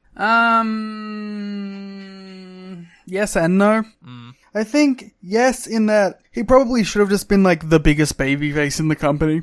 But no, in that, like, he's just so much better in the role. Yeah. Because, like, I think it would have happened naturally regardless, because he is kind of like a smarmy dickhead even as a babyface. And, like, his entire WWE run, he was pretty much a heel. I don't think he was a babyface at all during that run, was he? Yeah, pretty much. He had some like face stints that were like basically just designed for heel turns again. Because like all of Edge Christian was a heel. He was heel when they broke up. I think like some of the Jericho stuff, as you said, I think he thought like some of that stuff was like babyface. That started as but again, he was like a smarmy dickhead face. And the end game was for him to turn on Jericho. So yeah. And then he was a heel after that with Tomko. So like it nearly his entire career he was a heel. And he's always been a better heel. I think his best babyface stuff is like when he came back, like ECW Ace. He was actually quite good as a babyface there, weirdly. Yeah. Where he was just like the guy having good matches with like Zeke and Yoshitatsu on TV. He was kind of just being like his TNA babyface character. But yeah, every best run of Christian's career, like the Randy stuff, the current stuff, the run we're about to get, the like Peeps and with Tomko, all of his the Edge and Christian stuff, of course, all of it was a heel. So like he's just a better heel. Yeah. Do you have any thoughts about Sting and Jarrett as a wrestling match? Like, it was fine. I really don't have a problem with it. It was exactly what you'd expected, especially with the match was... I have less of a problem with the fact that, like, the match was all about Steiner and Christian, because, like, the build was all about Steiner and Christian. Yeah. Like, if you bought this pay-per-view thinking, I'm going to get a clean Jarrett and Sting match, you deluded yourself. Yeah, exactly. The highlight of the month, I think, is one of the other heavyweight programs, which is Monty Brown, Rhino, and Samoa Joe. Yeah, probably. The highlight of the month is probably just EY, but yeah. So, July 20th Impact, Rhino defeats Robert Adams. This whole time, like, every time I looked at his name in the sheet, I just saw Robert Anthony. Who's Robert Anthony? Old Ego? No. Ethan Page? No. He's not, sorry, he's not Old Ego. Old Ego is the page. He's just Ego. So he's like half ego? He has a percentage of ego? Listen, I don't know, man. CZW guy. I don't know him. Big ass fan. I really am. Clothesline, Gore. Rhino wins as Danae mentions that Bound for Glory will be in Detroit, Rhino's hometown. Rhino grabs a mic. Rhino says when he threw out an extreme challenge, that wasn't what he was looking for. He didn't want a nerd like Robert Adams. Joe comes out. He has that big ass bruise on his forehead from Steiner at the pay-per-view. Joe wants a good old-fashioned brawl, and he wants it next week on Impact. Rhino says, let's do it right fucking now, except they bleep the fucking, except they don't bleep the fucking. They miss the bleep on the fucking, and you can hear the fuck. And they're pulled apart by security. I kind of appreciate it, because, like, Joe comes out, and he's like, I just talked to Cornette, and we're going to wrestle next week. Yeah. Which explains why Joe's not a coward for not just fighting Rhino now, and security gets to break it up. I like that small little touch. Yeah. So next week, July 27th, JB has Monty Brown. JB wants to know Monty's thoughts on Joe versus Rhino in the main event. JB, a little instigator, being like, hey, this thing has nothing to do with you, but what do you think about it? I kind of like that. Like, Christian calls JB out on that a bunch as well. It's like, look at you stirring the shit. I can't go anywhere without you showing up asking me some of your dumbass questions. Exactly. Christian Wright again. Monty is mad that he's not in the main event. This is where he coins the term hippofant, which he does explain, half hippo, half elephant. Rhinos and hippofants do not deserve to be on the Serengeti. They will feel the pounce, period. I feel like all three of those animals probably could be. Is this like a 52 weeks thing where you immediately questioned yourself about whether or not these animals are on the Serengeti? I don't know. But like, maybe? I would think. I've watched enough media. I haven't been to Africa. I don't know what's on the Serengeti. But I would guess hippos, elephants, and rhinos are creatures that are on the Serengeti. But like, I just don't know the specific region, you know? Maybe a giraffe or two. That's not the specific problem I'm encountering. Gazelle. It's a big place. Maybe they're only in certain parts, you know? It's like the Safari Zone. Yeah. Different patches of grass have different Pokemon. Yeah. You might find a Rhyhorn. You might find a... There's a Pokemon based on an elephant, isn't there? Yeah, there's the, like, rock guy. Oh, yeah, that I don't remember the name of, but with the snout. Yeah. Donphan. Oh, yeah, that's good. Donphan's a good Pokemon. Donphan is top 3. I'm not sure, is it just because he debuted in the Pokemon in, movie? like, a cool way, yeah. And was one of, like, the first Gen 2 Pokemon you actually saw? And I was like, what the fuck is that? That's not a regular Pokemon. Well, like, my long-time listeners know, favorite Pokemon all time, Rhyhorn. You know what's real close to Rhyhorn? What? Donphan. Oh, Donphan. Weren't you saying Mimikyu is, like, right up there now, though? Yeah, Mimikyu's my new guy. Is replacing Donphan? That's my top 3. Those 3. Okay. Solid top 3. Yeah. Main event of that episode, Rhino versus Samoa Joe. Some might say a pay-per-view quality contest. Mike Tenay and Don West bill it as a pay-per-view quality main event. Ends in a no contest. It's so funny. You will not be the end of it. Cool. They do a prolonged standoff to Let's Go Rhino, Let's Go Joe chants. Monty comes out to watch from ringside. Crowd do a Rhino's going to gore you chant to the tune of Joe's going to kill you. These fans, they think they're funny. I think they have a pretty good track record of being funny this month, so I'll give it to them. Full Cell Arena ass. Joe takes Monty out with the dive. Rhino belly to bellies Joe on the ramp, and Joe leaves out like an expression of sound that I can only describe as 100% sincere pain. Yeah. There's like an there's like, that sucked, didn't it? It's like when Hangman took the knee breaker. He's like, Or the Jay White bump on the steps as well when they like zoom in on his face, and that was like oh fuck, that was a bad idea. Rhino sets up a table over the tunnel. Joe gets Monty in the coquina clutch, but Rhino gores them both through the table down the tunnel. I love tunnel gores. They're cool. I said I love tunnel gores on Twitter, and then someone replied to me being like, they're not good, blah blah. It's like, why would you reply that? Like, what's the point? Why would you take away my joy at tunnel gores? Why would you try to do that to me? Yeah. Cruel. August 3rd Impact, JB has Joe. He thinks Monty is jealous of Joe's success. Just like Monty's football career, he got the big spot and lost. There's been one man undefeated for 14 months, and he's going to add Rhino and Monty to his undefeated streak. I like that, like this, it feels kind of real.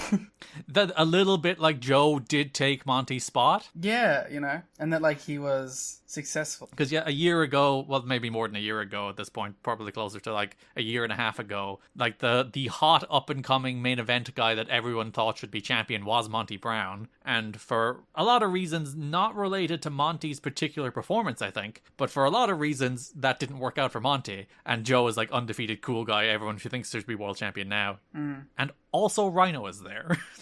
Yeah, someone who did win. Yeah, the only guy who could actually win that belt, and then immediately lost it. Main event of that show, Cornette books Monty versus Joe versus Rhino in a Falls Count Anywhere match for Hard Justice. Impact August 10th opens with Rhino. He comes to the ring. He's got Monty and Joe at the pay-per-view. It's Falls Count Anywhere, so he walks around the Impact Zone starting to illustrate the various things he can do in various places. He points out that he could even gore people into Little Mexico, and there's not a thing Conan can do about it. Yeah. He begins to go back backstage, Monty jumps him. As Monty is throwing him into the rail, a man with a child just walks out of frame before he is absolutely trampled in the Serengeti by Monty Brown and Rhino. And he's not like rushing, he's just like, ooh. Ooh, better get my child, my progeny out of the way. My like 5-year-old girl away from being pounced, period. Monty says he's used to running through people like Joe and Rhino on a daily basis. He starts going pounce, but before he could say period, Joe's music hits. Brawls with Monty, Rhino comes back in, 3-way brawl as security separate them. She takes us to the pay-per-view. Monty does his backstage promo, and then we get Rhino does a backstage promo too, and Rhino's backstage promos are awesome. He's real fired up. Rhino is a really good promo. He starts talking about how while people were running around in a panic, Rhino was running around looking for Monty and Joe for a fight. He'll bring the fight for the people, and as the fire rains down from above, he'll cut them in half with a gore. And then we do get the Falls Count Anywhere match between Samoa Joe, Monty Brown, and Rhino. It's real fun. It is. They just do a bunch of shit, put people through shit, brawl around. But like, it's 3 really cool guys that can make that super interesting. Also nice to see Joe in this environment. It's like a big, dumb, silly, goofy plunder brawl that goes 13 minutes and they just do shit. Because like, we talked about, they cut the tag team title match from the pay-per-view. And by all accounts, they didn't actually have to do too much more tinkering to get the time to work out. Like, there's some time trimmed off a couple matches. And this feels like one that almost benefited from maybe having 2 or 3 minutes cut. Because, like, them just going and going and going added to the sense of the match. Rather than, like, if they had 2 more minutes, they might have lost some steam. Yeah. I don't know, yeah, it was kind of just like the perfect storm. Rhino hits Monty with a slingshot crossbody, but then Joe wipes him out with an awesome-looking elbow suicida. Joe punts a trash can into Monty's face. Classic Joe bit. And then falls with the boot on the rail. The punt was really good. He should do that more often. Everyone should do that more often. It is the punt. That's a classic Joe move. They brawl into the crowd, which Jarrett must have been furious about, and really do a number on like the Impact Zone wall. They like throw each other into it like 7 different times until it completely falls apart. Monty lunges over the rail with a crossbody onto Joe. Monty teases powerbombing Joe on steps, foreshadowing. Joe like hears a ringing in his ear and just tells him not to. But in 2 years, you should love some steps, Joe. It is not your time. The steps are like, not our steps. Steps in Chicago. Monty butterfly suplexes Rhino on the ramp. Joe sunset flip powerbombs Rhino onto a chair. Rhino looks to gore Monty off the stage, but Monty sidesteps him, and Rhino gores through a table and the stage after missing.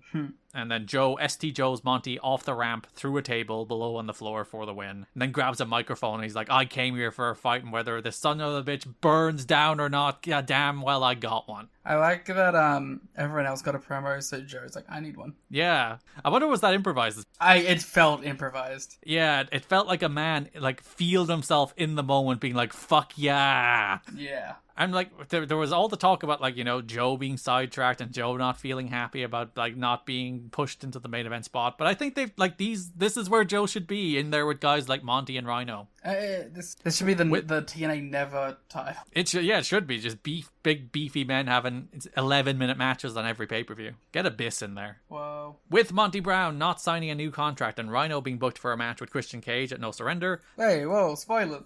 The logical decision was to have Brown do the job. When Monty got there and found out, he quit the promotion. After being talked with and pleaded with by Joe and Terry Taylor, he agreed to do the match. He went out and probably delivered his best performance of the year, if not his entire career. That's so... For a dude with 1 foot out the door who quit the company earlier in the day, he really worked his ass off in the match. It was probably like spite, the most like powerful motivator in the WWE business. Ugh, what's happening to me? Who did you... You said Luke Harper on the watch along. Yeah. Now you're like the WWE business. Well, it's because like on the like other monitor in like a Subway Surfers-esque to keep my attention thing going, I just had like Roman Reigns icy title matches. Yeah, sure. My favorite Reign. And it was him and Joe a bunch, so it was appropriate. But now I was like, WWE imagery is just stuck in my head. It's like you're the Winter Soldier being activated by a Roman Reigns Intercontinental Championship match. It's true. But yeah, whatever I was saying, it was spite, powerful motivator. And also, like, he's putting himself in the shop window. Even if he's not staying, he's like, look how good I am to the other guys. The next day at TV, both Brown and Ron Killings went to Terry Taylor and asked for their release. Monty is gone out of his contract the next month. Like, He is desperate to get Why out is of he there as so fast as possible. pissy? Because he should have won the belt 18 months ago and has languished Yeah, ever but like, since, why is he maybe? pissy now? He should have been pissy 18 months ago. He wants to get out of doing jobs. I guess he's like probably decided he's leaving now at this point. He's like, quicker Yeah. I get out of here, quicker I can get there. I understand why Ron wants to leave, to be fair. I mean, like, he's just not doing it. I don't think he's on TV at all this month. Yeah. And again, in 2 years, he'll be doing the same thing as Monty, so. And much more successfully. Taylor was trying to talk both into saying, and at this point nothing is decided, but Brown is a free agent to go soon either way. When Killings asked to be released, Taylor brought up that Monty had just asked earlier in the day. Killings noted that the two of them had something in common. We will simply leave that right there. What could that be? Both guys should have won the title a lot earlier. Well, Ron won the title really fast, so that doesn't work. I don't know what it could be then. Nothing in common. Both charismatic individuals. They are, yeah. Both jacked. Both jacked motherfucker. I don't know. There was no way of knowing. Probably institutional racism. What? One of the other really fun heavyweight programs. It feels really bad to pivot like that. But nonetheless, it's Abyss versus Brother Runt. Now, is this heavyweight program? Where else do you put it? Miscellaneous. So we'll move Gale and Sorelda up then. This is No, miscellaneous. they should also be miscellaneous. Yeah, that's what I mean. We'll move them to here, to this section of the show. They Yeah. get ahead of the X Division and Tag Division now. Good. July 20th Impact, Team 3D are in backstage with Brother Runt. And they're like, we're not blaming you for us losing to the James Gang and Abyss at the pay-per-view. But... They seem to be, kind of, but nonetheless. They're like, we need to leave and regroup. We came here with the goal of winning the NWA World Tag Team titles, and we got sidetracked with the James Gang, and then Styles and Daniel suddenly waltzed in and won the belts. What happened there? So we're gonna leave Runt. We're gonna leave you here. You gotta hold it down. You gotta behave yourself. Then they walk out of the room, and Brother Runt turns to the screen and gives a mischievous smirk. Following week on Impact, Abyss and Brother Runt brawl out of the tunnel. Yeah. Have you ever seen that Vine? I age myself for a moment. Where it's the, like, kid's birthday party and the woman's like, what do you have there? And he just says, a knife, and keeps running. Yes. Same energy from Brother Runt. Yeah, he does have a knife, and he wants to stab Abyss with it. Yeah. Raven is watching on from the crowd. Abyss kicks a chair into Runt's head. It's like Samoa Joe. And Black Hole slams him onto a chair before security save Runt. Later in the show, JB has Runt. His arm is bleeding. He says in every locker room he's ever been in, he's gone straight for the biggest guy. He's like, you want me to beat you up, JB? And JB's like, oh, leave me alone. And says he's Abyss's worst nightmare and issues an open challenge to Abyss. I mean, it's a match I'm excited about. It's the perfect combination. It's just a dude who's willing to die with a big man who'll throw him around. Who's willing to kill. August 3rd Impact, the Cornette segment, he books Abyss versus Runt for the pay-per-view. And then the go-home show, Runt is seen throughout the show in multiple matches. In the rafters with a sign calling out Abyss. He's in the crowd with a sign calling out Abyss. Abyss faces Shark Boy. Runt comes out. He sets up a ladder on the stage and climbs up onto the ramp. Black Hole Slam on Shark Boy for the win. Runt is now atop the stage. Abyss wanders up. He's like, hey, what the hell, man?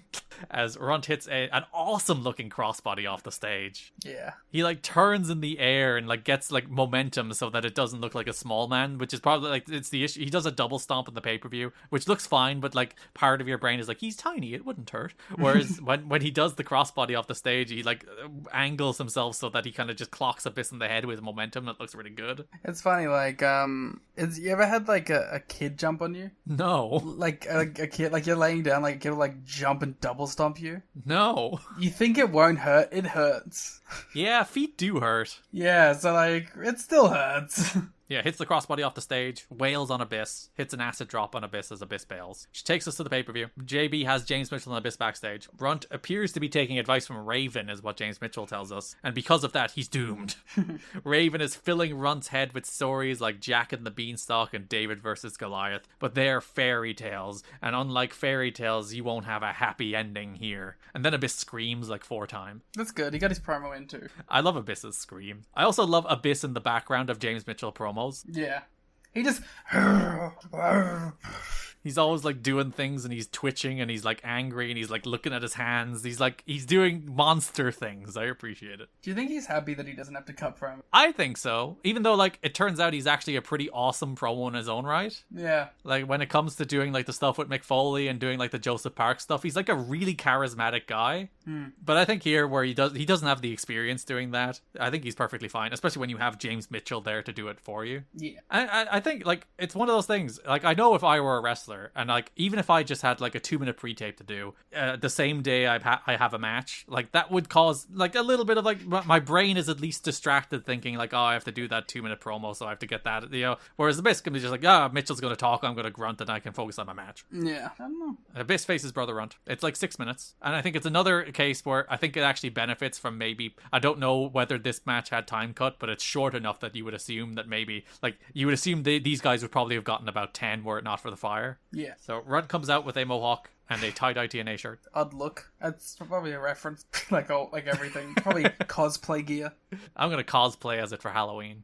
Abyss teases press slamming Runt into the crowd. Runt escapes. Abyss gets him back up and press slams him into the crowd. As some conveniently large, beefy men happen to catch him this time. Thankfully, I think the company learned their lesson after he nearly died on the last pay-per-view. They They're just like, put plants in. let's have some normal people catch him as opposed to like actual fans. Runt hits a big crossbody off the top of the floor. Abyss throws Runt headfirst into a chair in the corner. Runt hits the acid drop, but Abyss kicks out. Runt moves out of the way of a charge, but Slick gets bumped. This allows Abyss to get some thumbtacks in the ring. He grinds Runt's head into the thumbtacks. That's so awesome. That's so sick. Just like, grrr. We will never get John Moxley and Abyss. Oh, yeah, if you could transport like 2024 Mox back into like 2005, 2006 to have an Abyss match, it'd be so good. Abyss would be willing to die. But yeah, he curb stomps Runt into the tax. This actually fires Runt up, but then Abyss just press slams him into the tax. Black hole slam into the tax for the win. As Raven once again watches on. Raven, get over it. Move on. From wrestling. No. Just like, I mean, maybe for your own good. It is funny how fast and quickly he was demoted to nothing, but listen, it is what it is. This time last year, he was world champion. World champion. Of the world. This it would have been the July pay-per-view. He was actually wrestling Abyss, wasn't it? This was the tag with Sabu the year before was the August match, wasn't it? Oh, whatever. You should know these things now, Liam. You've hosted the TNA podcast. Oh, it all blurs. The other thing in miscellaneous is Gail, Kim, and Sorelda continuing their feud. Woo! There is one segment that builds this up. Yeah, then it's just AMW whining. Yeah, so on the first impact of the pay-per-view cycle, July 20th, JB has AMW and Gale. They're mad because JB introduces them as the former NWA World Tag Team Champions. It's like, hey, how dare you? Storm says it would have been 7 if somebody didn't hit him with a chair. They bicker, and then Gale is like, cut your shit. I am focused on Sorelda. I'm sick of Sorelda interfering and jumping people with their back turned. Because who could possibly interfere in wrestling matches? Not me. Then she challenges Sorelda to a match at Hard Justice. Good stuff. And then James Storm does a little row in the back. I didn't see that. Thank you, James. You would like a cat fight? That's what the implication is, sure. He does not want a respectful women's contest. I don't know if anyone believes in those at this point. Well, this is the first singles match between two women in TNA since 2003? Trinity and Alex. Like, that would have been one. There might have been like a Tracy thing in 2004. But yeah, it's been a while. For something like that was kind of not common, but was always sort of prevalent for the first couple. Because like they did have women. Like as you said, they did have Trinity, they did have Mickey James, and they did have Tracy as like... I don't know who Mickey James. Sorry, Alexis Laree. Thank you. As women who would wrestle and occasionally have bleach threatened to be thrown down their throat. But mostly wrestle. And like Alexis was... Like she main evented a show. Like it wasn't a Clockwork Orange with the Gathering, but she did main event a show. So there was some effort to put some women's wrestling on these shows. But then Desire as well. Can't leave out Desire. But then it just kind of disappeared in 2005 completely. She never wrestled. Doesn't matter. Had more TV time than those other women combined. She is currently probably the one with the most TV time in TNA history. Yep. And like Gail probably won't catch her until like 2008. Yeah, but she will. Gail is definitively that person over the course of TNA history. Maybe like now because like they get like 20-minute segments as opposed to like 8-minute matches. I do wonder how that evens out. But like Gail is still on TV, not regularly, but like often enough as well now. Yeah. She'll pop up. The match. Gail comes out to her own theme song for the first time. It's fine.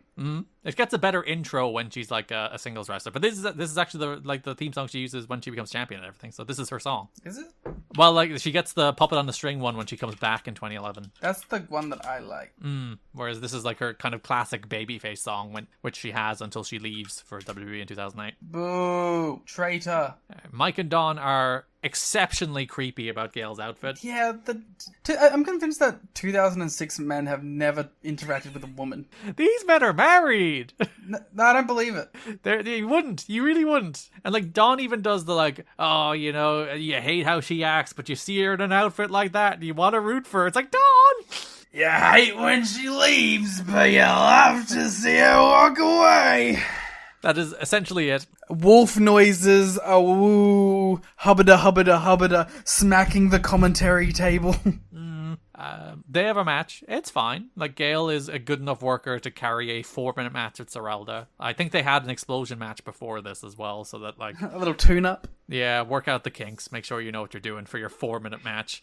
It's funny that, like, you know, usually big woman dominates small woman, but no, here it's for the most part Gail is, like, crafty and getting shit in, and Serralda has to sell. Then she gets a little comeback before Gail gets a tarantula, and then wins with a blockbuster, which I guess Gail's finish would be the air raid crash when she actually wrestles, but I guess she shouldn't really do that to Serralda. She had not yet invented the eat defeat. The eat defeat. Which would have been a perfect move to defeat Serralda with. But I didn't watch it. I left the room. To be fair, I thought I was gonna have more time. You did just go to pee, and when you came back, Scott Steiner was on the screen. I was like, really? Okay. The match was over very fast. Yeah. And this is one of those matches where like it got 4 minutes, and like that was getting 4 minutes no matter what fire happened tonight. Yeah, that's why I didn't get cut. I do appreciate that they didn't cut it. If it had more time, they probably would have been their first choice for a cut. Yeah, whereas because the tag is like 4 teams, it was meant to be AMW, The Natural, Shazarian, and Team 3D. So 4 teams with entrances. That's probably like a 12 to 15 minute segment minimum. So you're saving 3 or 4 times the time versus cutting Gail and Serralda. Are we not doing the Robert Roode? Oh yeah, that's a heavyweight division thing too. So yeah, there's a couple of Roode vignettes. There's 3 of them through the show, I believe. Yeah. So the pitch of the character now is like Roode is out of Team Canada. Yes. And he is the hottest free agent in wrestling. He is no longer under the managerial services of Scott D'Amore. So everybody wants Bobby Roode. Yep. So July 20th Impact, a feature on Roode about how good he is. He's born to be a champion. He was a team player in Team Canada, but now he's out for himself and he'll take out anybody in his way. The following week, you get another feature, this time with like Mike Tenay, Scott D'Amore, Jerry Lynn, Don West talking him up as how he's like the hottest free agent in wrestling. And next week, he'll begin to interview managers. And then the next week, it has like sound bites from James Mitchell, Simon Diamond, Shane Douglas to being like, oh, any manager would want him. We really want him as part of our group because he's the hottest free agent in wrestling. I would like give me some classic 80s WWF skits. Oh, of him, like, shooting perfect basketballs and stuff? No, like, of Shane Douglas taking him out to a restaurant, trying to schmooze him. You know, James Mitchell taking him to hell. You know, like, just things of, like, managers, like, trying to persuade him to join their stable. You'll be pleased to know you get some of those with some fun cameos. Fucking perfect. A couple of people who aren't current TNA managers. That's good. That's exactly what I wanted from this, so I'm glad they're doing it. And it's like, can Bobby Roode live up to that hype? Not necessarily, but like, they're trying. But also the thing is, does he wear a suit good? Yes. That's half the battle.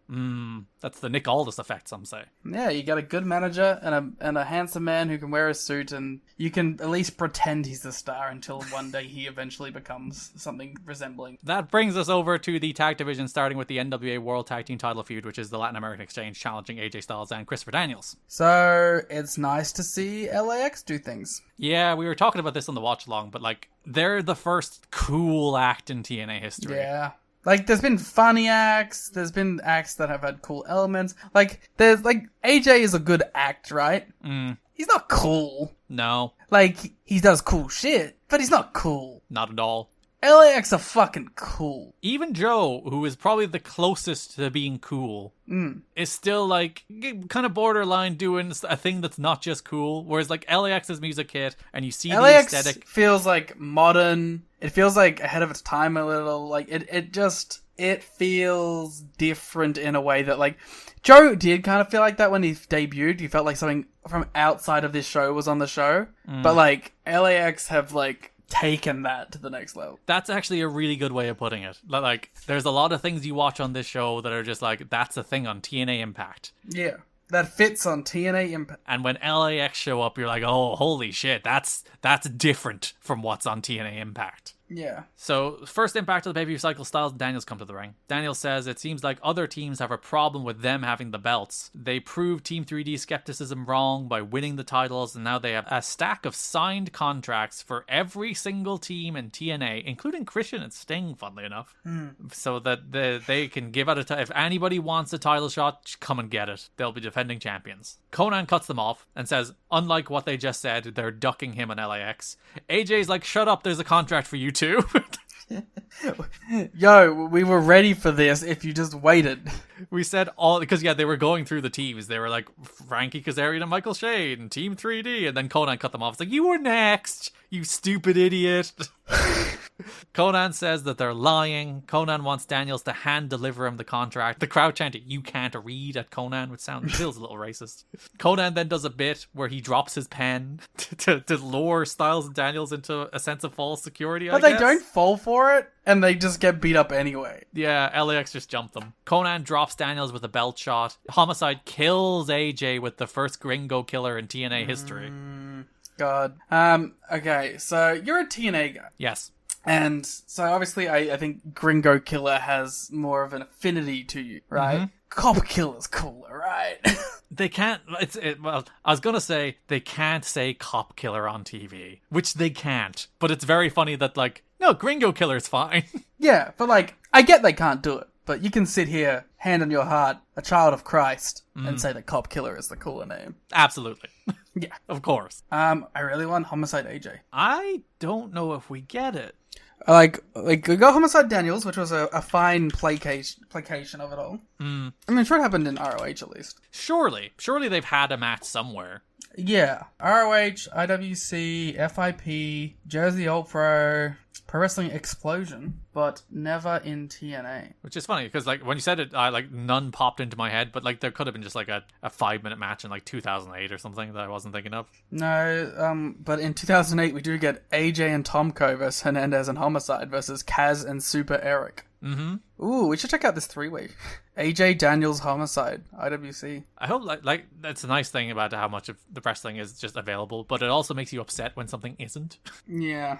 Like, when you find something on Cage Match, and, like, 80% of the time you should be able to track it down, but then it's one of the 20% of the time it's like, fuck, that's just nowhere. Yeah, it should be around there somewhere, hopefully. But, I don't know. It is just nice to see Homicide doing things, because he kind of was just hanging around. And, like, him getting involved in a proper story is a blessing. Yeah, he kind of drops Styles on his head with the Gringo Killer, then Styles, like, slumps up onto his neck. It looks really good. Daniels is bleeding from the belt shot as Conan signs the contract in Daniels' blood. That's dope. It automatically takes the feud up, like, 2 notches. The following week, July 27th, there's a feature on LAX. They've stolen their land, they've stolen their territory, they've tried to enslave their people and humiliate them. Now they're representing their people in the US, and they're going to start taking things. Say AJ and Daniels have been coddled and catered to, but they're going to take the titles back to their people. 5150 is the police code for mentally insane, and there's nothing Styles and Daniels can do. God, that's so cool. And this is the month where they debut the, like, LAX 5150 shirt, which is up there as, like, an iconic TNA shirt. What would our number be? For us, let's look at police codes. What's the police code for public nuisance? Public nuisance. Harassing a British podcaster. What's the police code for that? I think, like, historically you're allowed to. 507 is public nuisance. 507 ain't nothing to mess with. All right, there's too many. Okay, there's like 100. 136 is holding of hostages. We don't do that. I guess our listeners? We do hold them hostage for hours at a time. 142 is an unlawful assembly. That could be good. We could have... That's really funny if we make the 5150 shirt, but it's just for unlawful assembly. Yeah, that's our podcast. It is an unlawful assembly. 374B, illegal dumping. Let's get Shannon? I still can't pronounce his name. Shannon. Let's get him to make one of, like, a perfect replica of the LAX shirt, but with a really, like, minor Police code. Yeah, 470, forgery. No, I like public assembly. Yeah, public assembly is quite good. 142, ain't nothing to mess with. Unlawful assembly. Yeah, that's great. Oh, I like 133, which is possibly dangerous person. I like that one. 127, proceed with caution. Okay. 128, no siren, no flashing. Okay. 4, disregard. Ooh. Police code for driving with headlights without headlights. I just want something really silly. Oh, 594, Liam. Malicious mischief. Wow. That's pretty good. Apparently it's a code 2071. So we could do it in, it's a 4-letter code. That does work. Where's that from? I don't think that's American. Australia, baby. Ah, that's important. Fail to have headlights, taillights, and number plate. Hell yes. 2071. Do you think if you got a police officer and were like, yo, police officer 137, would they be able to be like, oh, riot, of course? I think maybe American police officer. God, that's so funny. I really want to get one that just says 2071 with bullet holes in it. It's nothing to mess with. LAX face Jason Rance and Jarrett Clark on the August 3rd Impact. Conan boots Mike and Dawn away from the announce desk and takes over. He demands the production assistant bring him water and cheese snacks. That's awesome, actually. They showed a recent TNA highlight reel at some kind of event he mentions, and LAX wasn't in it, and he's mad. Again, fitting. Border toss to Clark, Gringo killer to Rance. Best 1-2 punch of finishers. Yeah. They have the coolest move. Yeah, they just come out there, the coolest wrestlers with the coolest entrance and the coolest t-shirt and the coolest promos doing the coolest moves. They're cool. Because Dave even mentions it in The Observer at some point this month. They're like, they gotta be careful. Those boys are baby faces. Yeah. Styles and Daniels appear on the screen after they win. It's fortunately the only thing that makes they're so cool, but people are still so racist. So they don't have to worry about being turned babyface by being cool. Their racism outweighs the coolness. Especially because Styles and Daniels are so dorky in this feud. Yeah. I think Daniels is kind of cool. But Styles is such a geek. But He's such a geek. The racism does overcome it, sadly. Yeah. But for the story, it works. Ugh. AJ's in a neck brace because he took the Gringo Killer. Daniels has a bandage on his head because he was bleeding. Daniels challenges Homicide to a match next week, and he's going to go 187 Homicide next week. Ooh. We talked about this on the watch along, but every time AJ opens his mouth, I'm just fearful he's going to say something racist. Yeah, the idea of AJ doing a feud entirely based on race and him having to cut promos is terrifying. You're like, oh, just don't say anything again, please. Just let Daniels talk, please. Conan calls Daniels a shellless turtle. I mean, kind of accurate. Got his ass. Go Home Impact, August 10th. Homicide faces Christopher Daniels. It's fun. It is. It's fun to see him wrestle. Because he had the match against Sanjay, and now he's having a match against Daniels, and it's a good match. It's fun. Mike and Don worry that Conan will oust them again, but he doesn't. I like that they're kind of protective of the Gringo Killer. Well, it's on the Canadian Destroyer tier, basically. They when it happened to AJ, they're like, it took him out, and they're like, holy shit, that's the Gringo Killer. That's super dangerous. And as you said, they protect it, and AJ's out for a week, and he's wearing a neck brace. They're actually trying to put it over as a death move, and one of the most important. They put it over more than the border toss, which is kind of funny. Yeah.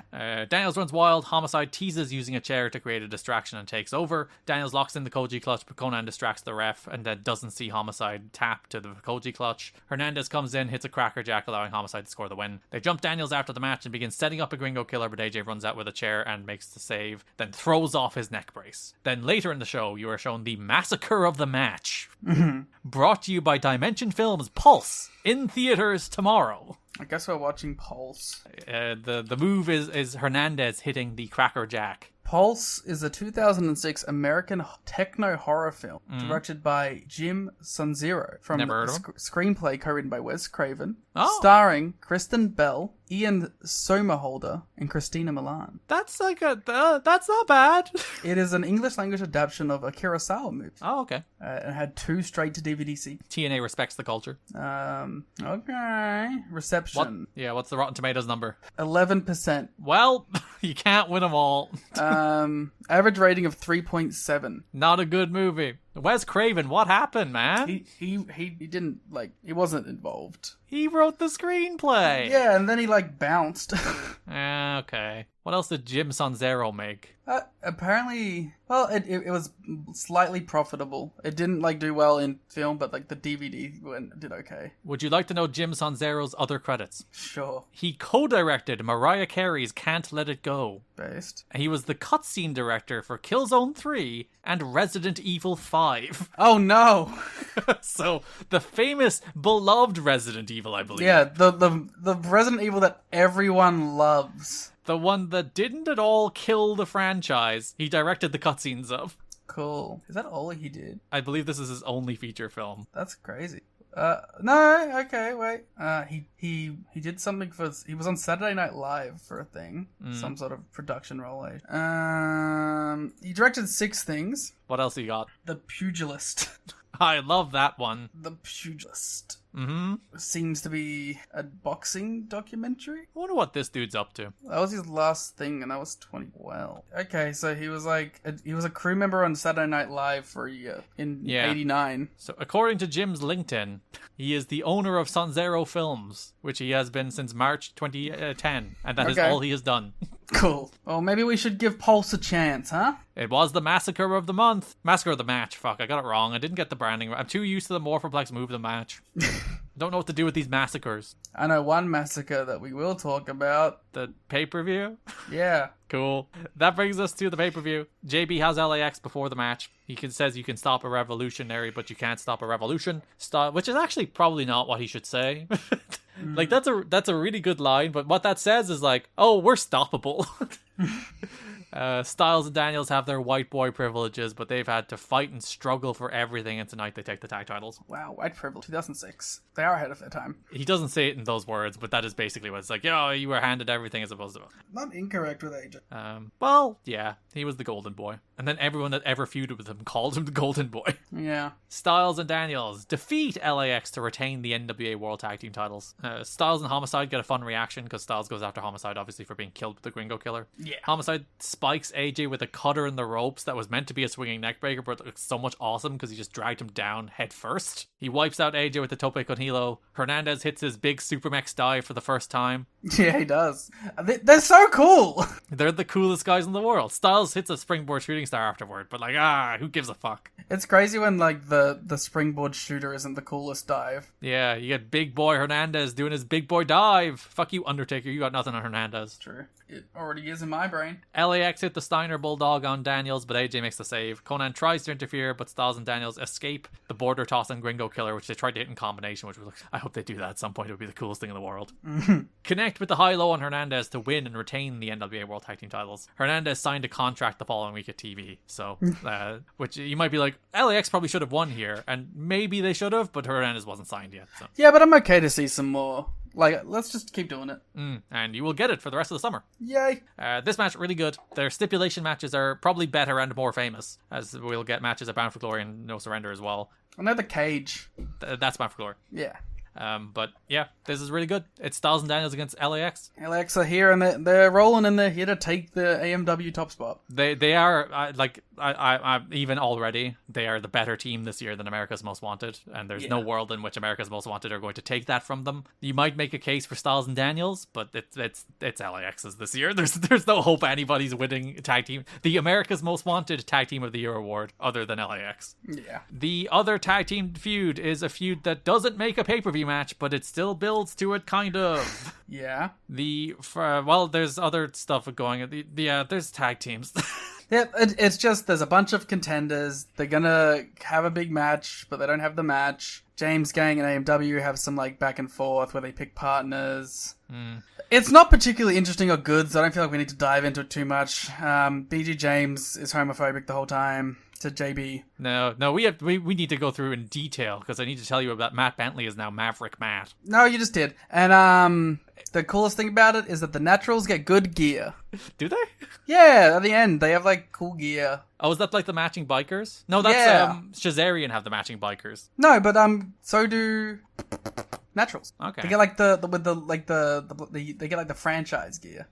So real fast then. First Impact of the month. Newly franchised Naturals defeat Shazarian. Matt Bentley is back. He is called Maverick Matt. They have a new song that Matt wrote and recorded himself called Less Than Zero. Why would you say that about yourself? That's what I was thinking. Is that like a shot at the booking about how like Matt Bentley feels that he is less than zero at the moment? I just probably thought it was some cool shit.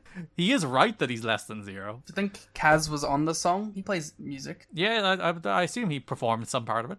Chase dumps Frankie out to the floor and the Naturals beat Matt with the dropkick powerbomb. Franchise comes out looking pretty happy at first, but then his mood changes. He slaps them and gives out to them. He's like, your shoulder should never touch the mat. To be fair, like, the story is here that, like, they won, but they got the shit kicked out of them the whole time by a way more impressive team. Yeah, which is the same as the Diamonds in the Rough match, where David Young outshined them. He was pissed. July 27th, Impact, James Gang arrived with Eric Young. Mm-hmm. There's a table saw, and EY's like, look out for that table saw. JB is like, this isn't the plan, because the EY is like, it has a plan with JB the week before, which we'll talk about when we get to the EY stuff. But he's like, yeah, the plan wasn't for the James Gang. And then BG says that the plan reeked of makeup because JB is gay. Uh-huh. They have a match tonight against AMW and a partner of their choosing, so they have to choose a partner too. BG is like, you're not good, but you're a good segment, so be our partner. I like that BG's like, hey, don't worry about getting fired. Everyone gets fired. We get fired from everywhere. And that does not, in fact, reinsure Eric Young. No. James Gang and Eric Young defeat America's Most Wanted and their partner, A1. EY is now billed from an undisclosed location. I think you're still on the records. No, but then he's from an undisclosed location, Liam, so you can't mail him the firing papers.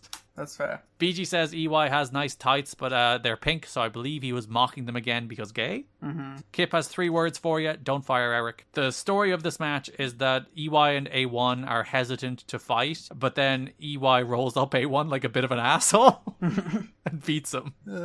Following week, you will be pleased to know, Liam, the main reason we have to talk about this is the final Naturals versus America's Most Wanted match. Thank God. This is August 3rd. They have one more match, 2-on-2, that's not a house show. It's in 2016 on a charity event, which is actually Andy Douglas's last match. Gotta track it down. It's on YouTube. I've watched it before. Is it fine? It's fine. It's a nice bit of nostalgia, especially because like AMW haven't teamed that much since they broke up. Yeah. So I think that was like the first time AMW had teamed in like a decade. So like just the novelty of saying Harrison Storm team. And then obviously they've done some more stuff in recent years, particularly the return to TNA, where they hit one last death sentence and I cried. But I actually cried. They hit a death sentence and I wept. But yeah, this is your final. You know, it's not, you know, we usually do remember whens for when people leave. But I think this is worth a remember when. Remember when all of the Naturals wrestled AMW, Liam? I do remember those matches. Remember the one good match they had? Yeah. And then the like 17 other matches that weren't very good? Yeah. But the cage match is pretty good. Yeah. Not as good as the best AMW cage matches. Yeah. But still pretty good. Yeah. Miscommunication between AMW lets Chase roll up Storm. Steiner and Jarrett come out and beat up the Naturals with AMW. The Naturals really should just be the number one contenders. They beat everyone. They have beat the entire division. So it's like, I don't know, they should just be number one contenders. Or if like you really want to stretch it, it should just be them and James Gang, because I guess like the James Gang haven't lost. Later in the show, Jim Cornette and his company meeting books AMW versus James Gang versus Shazarian versus the Naturals in a match that does not happen. That takes us over to the X Division, starting with the X Division title program, which can generously be described as a program. I mean, it is a bunch of matches. A bunch of things happen.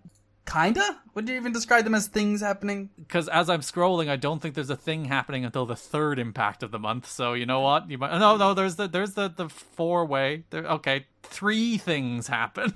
And they're all matches. July 27th Impact. PD Williams defeats Shark Boy Sanjay Dutt and Johnny Devine. Yep. PD has a new generic theme song. He is no longer Canadian in any way. He has abandoned his Canadianship. Except his finish, which is the Canadian Destroyer. It should just be the Destroyer. I did like a small touch that as PD went for the Canadian Destroyer, Johnny Devine like fled for the hills and tagged out, because they do tags in this multi-man match for some reason. I don't know. Also, Johnny Devine knows. He was in Team Canada. PD pins Sharky with the Destroyer. The next week, we get a feature on Senshi. He runs down all of the people in the top contenders match. He sure does run them down. Yeah, there's 5 of them, I heard. They're branding this as a new era of the X Division. I'm branding it as the flop era of the X Division. Like the same thing happened in like 2003, where like you had the X Division came out real hot with like low-key Jerry Lynn and AJ Styles, and then you had like the Michael Shane, Kazarian, Chris Sabin era, which were like, they're young guys who aren't really there yet, but they're trying their best. And then it came back with Styles and Daniels and Joe, and now we're back to like PD and Lethal and Sanjay and Shelley and Kazarian. Yeah. Like, it's funny, like, these are people who are kind of involved in, like, the mid-era, too. Yeah, but it is kind of funny that, like, Frankie is no further along. He's actually, frankly, further behind than he was in 2003, 2004, which is kind of a shame. I mean, so is Sabin, to be honest. Yeah, at least, like, Sabin, they're trying to heat up with the Nash stuff, theoretically. But it's like the Sabin thing, like, with Jerry Lynn, where he's like, you can do it, you gotta put it together. And it's like, this dude was ex-champ. Let me tell you about Orange Cassidy. Which is very funny that they did that segment on that pay-per-view. And it's like, these are guys who have been to the top. You don't need Jerry Lynn giving a pep talk. They're fine. To kind of underscore this being a new era, they show highlights of everybody's key move during the entrances. So they're trying to reintroduce a new era of the division, even if they're not devoting the time to any of these guys back to get them over. You just gotta give them like the time and you gotta give them the time and the focus. And they're just, but they're trying to take like the easy way out and just be like, they're cool. Yeah, they do moves and they're on TV. PD1.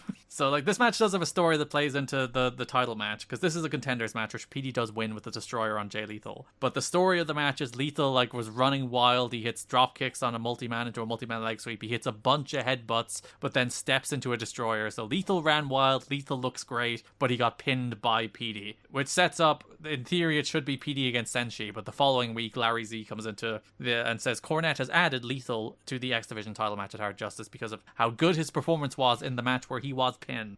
Makes so little sense, but whatever. Like, I don't know why. I guess maybe they thought like 2 heels. They need a face in there. But yeah, I guess but just have Lethal win then, though.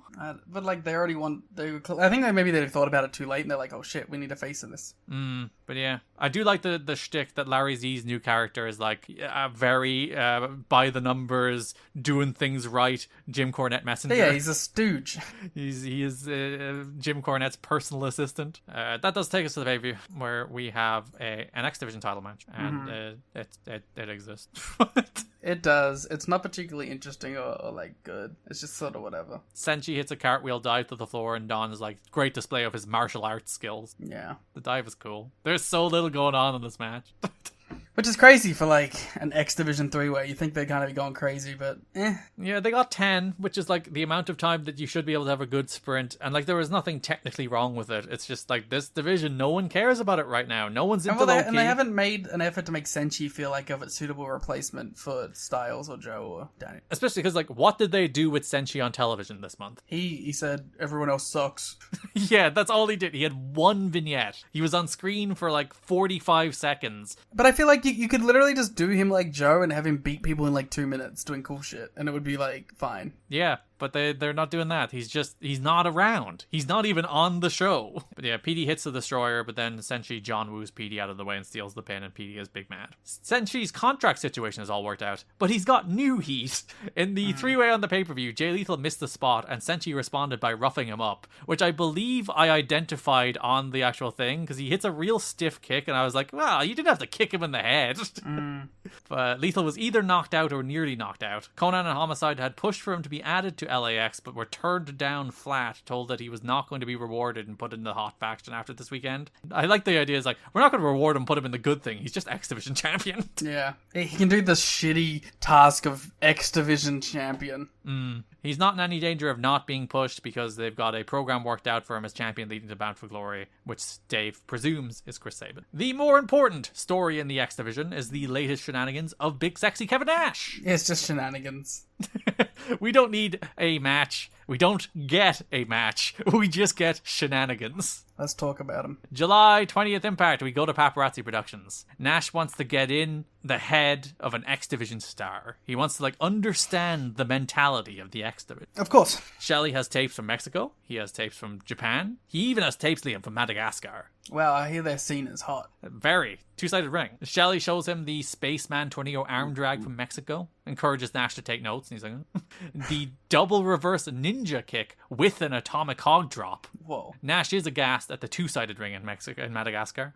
I mean, it sounds amazing. Because Nash seemed to gravitate toward the Madagascar wrestlers more than the Mexico and Japan ones, Shelley is going to fly them business class. Shut the front door. Nash's delivery of "shut the front door" from this segment is burned into my brain. Yeah.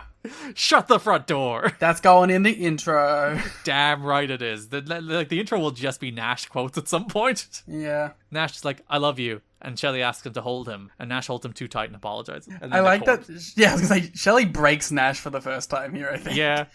Nash has broken Shelley a million times. I think this is the first time Shelley broke Nash. Because Nash is delivers like an okay, like giggling at Shelley's. That's too tight. And the camera cuts as they go. Yeah, tremendous stuff. Very fun. On the July 27th Impact, we talked about this, but Jerry Lynn is talking to Chris Sabin. Talks about how Nash is a master of psychology and politics. Very funny for this Kevin Nash character to be referred to as a master of psychology and politics. He is studying the tape. He is doing the old bag in a ring in a mini in a corpse bag, Osama bin Laden trick, whatever his thing was. Yeah. He's doing all of the mind games, Liam. Psychological warfare. It's classic. It will be Nash versus Sabin at Hard Justice, with the winner getting an X Division title shot. This is where Lynn fires up Chris Sabin and then they scream at each other a little. Who gives a shit? Let's get to the next bit. Shelley has the Madagascar Pro Wrestling Superstars for Kevin Nash. Woo! They are Super Blue Cross number 6 and Somalian Joe. I love Somalian Joe's 300-day run in Madagascar. That's true. Oh god, it's great. It's really influential. When you watch The Shield in WWE, yeah, exactly. You'll realize they took everything from Somalian Joe. It's true. Somalian Joe, he'll never be in the WON. But if you really look at his career. Yeah, him and Alex Shelley, the two paths of influence over the rest of history. It's unbelievable. 100%. If only he just had got that big run in one of the major American companies. It's nice to see him here in a little cameo, though. Yeah, just like Shelley is finally getting his moment, WWE should give Somalian Joe his moment. Yeah. Shelley does an intricate submission, because the idea here is they're going to teach Nash some X Division holds. Mm-hmm. So Shelley does an intricate, the Alex special number 2 or whatever he calls it. Mm-hmm. He learned it in Mexico. And he asks Nash to try, and Nash walks up, and he clubs the back of Somalian Joe. It's pretty close. Yeah, Shelley's like, not quite. So Nash picks him up and offers a second club to the back. And Shelley's like, that's eerily similar to the first time. Johnny Devine does a dive. Mm-hmm. And Shelley's like, you want to give it a shot? Nash goes up. He says, I'm going to do something a little different, though. I've been practicing with my trampoline into the pool. Yeah. And he hits the craziest 1250. I think it created a black hole. Yeah. And Somalian Joe got sucked into it. That's why we've never seen him since. It's just not enough tape gets out from Madagascar. Yeah, it's a travesty. But, yeah, I don't know. I think it's only on our version that we actually have to see the move. Deep tape library thing. I had to go digging. Yeah, because, on TV, they messed up the cut. But, we got our connects. It's the best move of all time. It's crazy. If that was an Observer category in 06. It is. It's Finisher of the Year. Nash should have won it. He was robbed. In 06? Yeah, they had a Finisher of the Year category then. It was probably won by the Canadian Destroyer. You know what? They didn't see the tape. They saw the TV tape. No, of course. Shelley finds it incredible. Nash is prepared for the X Division. I wonder if they did these segments in 2024, it would definitely be Uganda instead, wouldn't it? Yeah, of course. They would actually have soft ground people there. Or maybe not these days, but... I think it's depending on the person. Where are we at with soft ground being slowly cancelled? I don't know. I think, it goes both ways depending on who you want to book. The Jim Cornette Company meeting, he books a 6-man tag team match for Impact. It was Jay Lethal, Chris Sabin, and Sanjay Dutt versus Alex Shelley, Johnny Devine, and Kevin Nash. Nash didn't attend them. He didn't. Very rude of him. Because, it's Kevin Nash. He's too busy learning the X Division holds. Exactly. He's practicing his flips into the pool. with AJ Styles. Just like AJ, yeah. Vince Russo is there too. August 10th, Impact. Chris Sabin, Jay Lethal, Sanjay Dutt defeat Kevin Nash, Alex Shelley, and Johnny Devine. Mm-hmm. Nothing match, but the story is Nash is dodging Sabin. I like that he's like, something is in his eye when Sabin tags in, so he has to tag out. I think, again, just master of politics and psychology. He does sell for Dutt and Zaguri, which is, he gave something. Yeah, I think he likes these people. I don't think he has a problem working them. He has a problem losing to them. That might be the thing. Sabin pins Devine with the Cradle Shock, which takes us to the pay-per-view. The first segment post-fire, JB has Alex Shelley. We are informed that Kevin Nash is unable to compete tonight due to a very serious neck ailment. Yeah. Shelley informs us it will be number 1 on the list of top 50 sad TNA moments. That's the DVD coming out next. Which that list has never been made, but I am tempted for the bit to make it as a YouTube compilation where number 1 is in fact this segment. Yeah, let's do it. If you have suggestions for your top 50 TNA sad moments, please let me know. You know what's funny? It's going to be like number 2, an actual like horrific thing that happened where everyone is very sad. And then like number 1 is this segment. Yeah. JB is skeptical. He does not believe that Kevin Nash, given his track record, is in fact injured. So Alex Shelley's like, how dare you? Is he able? Can he? And Devine rolls Nash in a wheelchair, wearing a neck brace in. All Nash can do is give Shelley 100% of his moral support, and he hands dog tags to Alex Shelley. Crazy that's just going to be a thing forever now. Yeah, the guns with their dog tags. This is where it came from. This weird Kevin Nash segment where he didn't want to lose, so he faked an injury. Like, you might think, was this an angle all along? Like the fact that like the whole thing is JB and Mike and Don are like, he's not fucking hurt. He just doesn't want to wrestle Chris Sabin. You might read into that like, oh, that was nope. Nash just refused to. Nash just like, I'm injured. I can't wrestle. That's so funny. But like they're all just like hyper aware of it. Yeah, everyone knows. So it's like, oh fuck it, we'll just make it the story. So yeah, Sabin defeats Shelley instead. Shelley subs in for Nash. I like Don West because this is the first match coming back from the fire. Don West says, we're going to give this a shot here, gang. Which is such a funny way of putting, we're going to continue a show after a fire. Yeah. Hey, they tried. It's probably like, there's a lot of like energy in the air. Yeah, it's a perfectly decent normal match. Nothing special, like 8 minutes or whatever. It's what you would expect an 8-minute Shelley and Sabin match to be. Shelley hits the shell shock, but Sabin kicks out. Nash hands Shelley a chair as Devine, who jumped up on the apron while he was hitting the shell shock, which I think was going to the distraction too early, but nonetheless. And as you mentioned on the watch along, Nash had no faith in that shell shock because he put the chair in the ring as he was pinning him during the shell shock. Sabin dropkicks the chair into Shelley and hits the cradle shock for the win. This is important to note, Nash does not wrestle again until November 2007. That's insane. Over a year until Kevin Nash has another match in this company. What does he do? Mostly antics and skits. You know what? Maybe it's for the best. Kevin Nash continues to negotiate for a contract extension. His contract expires next month, so by not wrestling and not jobbing to Chris Sabin as scheduled at Hard Justice, he gains extra negotiating leverage. However, word from backstage is that Nash was telling people his neck was legitimately bothering him. He was also said to be displeased with the promoted booking of the match, those two things no way related to each other, which was for him to dominate Sabin for 8 minutes and then essentially slip on a banana peel and lose. I loved the idea that Kevin Nash was like, no, I shouldn't dominate Sabin and it shouldn't be a slip on a banana peel win. And someone in TNA was like, oh, of course, we need to do that. We can't have Sabin win a clean back and forth match. Like, the idea that it would TNA resisting the idea of Sabin winning stronger. Nash told people he wants to wrestle Sabin in a cage match next month and lose in a way that will elevate Sabin. And when the time comes to next month, I'd imagine, no, guys, maybe the month after. The month after, I'll put him over in a cage. Nash continues to be an advocate for Shelley, Sabin, Dutt, and the X Division in general. Nevertheless, there are a number of people in TNA skeptical of his altruistic motivations. So Nash is the GOAT. Kevin Nash, Dave has some more color on this, my favorite part of which is his claim was that he had forgotten he had put a set of weight plates in his son's toy box so that when he lifted it up, his neck went out and he wouldn't be able to wrestle. I believe him. And like there's a whole thing about how like people aren't even really mad at him. Like they understand. It's just like it's Nash. And like part of it is just like, and the stuff is funny and good, so let's put up with it. Oh, Big Sexy. Bless him. We round things out with technically an X Division program, I guess. It's Eric Young and his latest antics. An antics-heavy end to the show. Thank God. That's what makes TNA TNA. It's an antics promotion. It is certainly better than a Tree Life Crew end to the show. I think that's going to be our new ender. It's just whatever antics.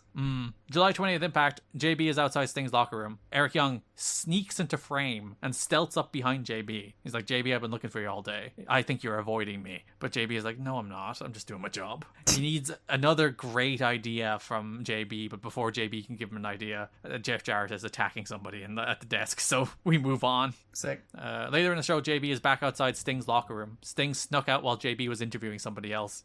I love that. It's like, I am posted outside Sting's locker room all night to get a comment from Sting. I have to interview AMW. I'll be right back. Oh, Sting's gone. Yeah. Larry Z walks up with his hairpiece. He's giving out because earlier in the show, Rhino versus Joe was booked. And he's like, you can't give that away on TV. It's ridiculous. That's insane. Slick walks up and laughs at his hair.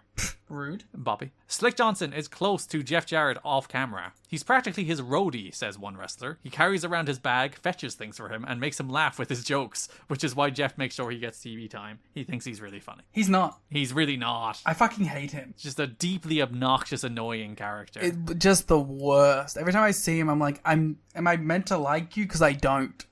The July 27th Impact has all the Eric Young James gang stuff that we already talked about. Yeah. Then we go to the next week where JB is awaiting the arrival of Cornette for Cornette's big meeting. Cornette comes in and he arrives with Christian, and EY goes up and he's like, have I been fired? And Cornette's like, I'm sorry, I don't know your name. But I don't have time. We'll meet next week. Christian steps out of the car, compliments Eric Young's shirt. Okay, compliments, quotations. He's like, you make that yourself? Yeah, it's a nice shirt. And he says he'll try and change Cornette's mind because he likes EY. And EY's like, yeah, wait a minute, change his mind. I like Christian's just fucking with EY. Yeah. He has no reason to. Well, you see, he's evil now. It was all there. How did I not see it? August 10th Impact. JB is outside Jim Cornette's office. Eric Young is in a tent outside the office, waiting his big meeting tonight. And he wants to know which tie he should wear. Yeah. And JB's like, get rid of the brown one. Go with the red. JB is with Eric Young outside the office. Larry Z comes up and makes the X Division title match that Cornette insisted. And then Cornette walks in and is like, you made that X Division title match, right? And Larry's like, yeah. He'll meet with Eric tonight. JB then mocks Larry for calling Cornette Mr. Cornette. He's like, Mr. Cornette? He's like, shut up, Borash. God, Larry's so good. Yeah, because Slick comes in as like, to pay or not to pay. And like, Larry's not offended. He's just like, fucking nitwit. Go away. You're bold. He is us. So we finally have the meeting. Eric Young offers a series of gifts to try and curry Jim Cornette's favor. This fucking shit. This fucking smark bullshit. So he offers him some Wendy's. He offers us some Tennessee whiskey, which upsets Jim because he's from Kentucky. And Kentucky has bourbon. Bourbon? It's because it's spelled bourbon. I'm like, bourbon? Bourbon. Also has a racket with handcrafted diamonds because tennis racket. He also, but he's like, but I have Kentucky bourbon. Yeah, why didn't you give it to him in the first place, Eric? He gave him both. Jim is mad because he can't have booze at work because it's chaos and he'll fucking die. Yeah, his doctor doesn't want to eat Wendy's. He's trying to lose weight, and he's like, "This racket is dog shit. I'm sick of rackets." Everyone keeps asking me, "Bring the racket." No. And he's like, you know what? You can face Johnny Devine at the pay-per-view, and you better not lose. Or light the thing on fire. Yeah, don't burn it down. And then we do get the match. Eric Young versus Johnny Devine. Eric Young has a squad. He marches out with all of them as they chant, "Don't fire Eric." Devine cuts a promo on EY saying he always chokes because he can't take the pressure. Rude. The fire happens, but EY wins with a wheelbarrow neckbreaker. After the match, a haggard-looking Earl Hebner strangles Slick Johnson from behind with a belt as Larry Z tries to calm him down. Earl looks like he did personally emerge from the fire. I think he started the fire. That would make sense. They should actually blame Earl Hebner for the fire. That would be a really good bit. Yeah, because he's fucking psychotic. Because he comes out with his face is covered in like debris, like it would be from like smoke exposure. And he wasn't even in the building when the fire was happening. He tells Larry, if I go down, you're going down with me. And then we do get a backstage promo later in the show. JB's like, Larry, what's the deal with that Earl Hebner guy? And Larry's like, I don't know. I had him thrown out. But then JB's like, but that's Slammiversary. You hightailed it out of the building with him. Which Larry has the very credible explanation of, the fans were throwing bottles and it was a dangerous work environment. Slick wants to know what happened. Larry said Earl is losing his mind and Slick should be happy that Larry stopped the choking. Slick senses a conspiracy. But then Larry's like, you little Jiminy Cricket pest bastard, shut up. Little Jiminy Cricket pest bastard, direct quote. It's so crazy. It's so stupid. Why are we doing any of it? Because Slick Johnson needs to be on TV. Because he makes Jeff Jarrett giggle. Whereas Larry Zbyszko makes us giggle. Yeah. When he calls everybody stupid. Everyone is stupid. And that's the note we end on. That is the month that is August 2006. We'll be back soon in the Patreon feed with a new episode of Rain Takers covering Global Wars from 2014. We'll also be back with new episodes of Lucha Underground coming up too. Our next episode of the main show will be No Surrender 2006, the last month pre-Russo. So look forward to that. There's actually a lot of last month before Kurt comes in, last month of Monty, so... It's crazy that that's when Kurt decides to show up. He's fucking sick of this Monty guy. Once he's out of there, he can come. And he's like, oh, Russo's here? Hell yeah. It's really annoying. So that's our next episode of the podcast. You can follow us on Twitter at TNA3Pod. Follow me on Twitter at Garrett Kidney. Follow Liam on Twitter if he hasn't blocked you at The Gleet Muta. Subscribe to us on YouTube at TNA. You've got to be kidding buy me. Buy merch. Follow merch. us on TikTok at TNA History. Spend. Check out the link in the description where you can find the link to a merch where you can buy t-shirts, you can buy posters, and if you subscribe on Patreon, you can get a 10% discount as well. So that's all there, ready, waiting for you. Thanks for listening, and bye-bye. Buy the damn merch. Hey kids, do you like wrestling? Well, we like wrestling too. We are Shake Them Ropes here on the Voices of Wrestling Podcasting Network. Myself and Chris Novembrino kind of doing a lazy river of wrestling criticism, going through the news and whatever happened in stateside television wrestling. And also, you know what? Sometimes we just like to watch old stuff and talk about that too. Love for you to give us a listen. If you haven't already, we are Shake Them Ropes here on the Voices of Wrestling Podcasting Network.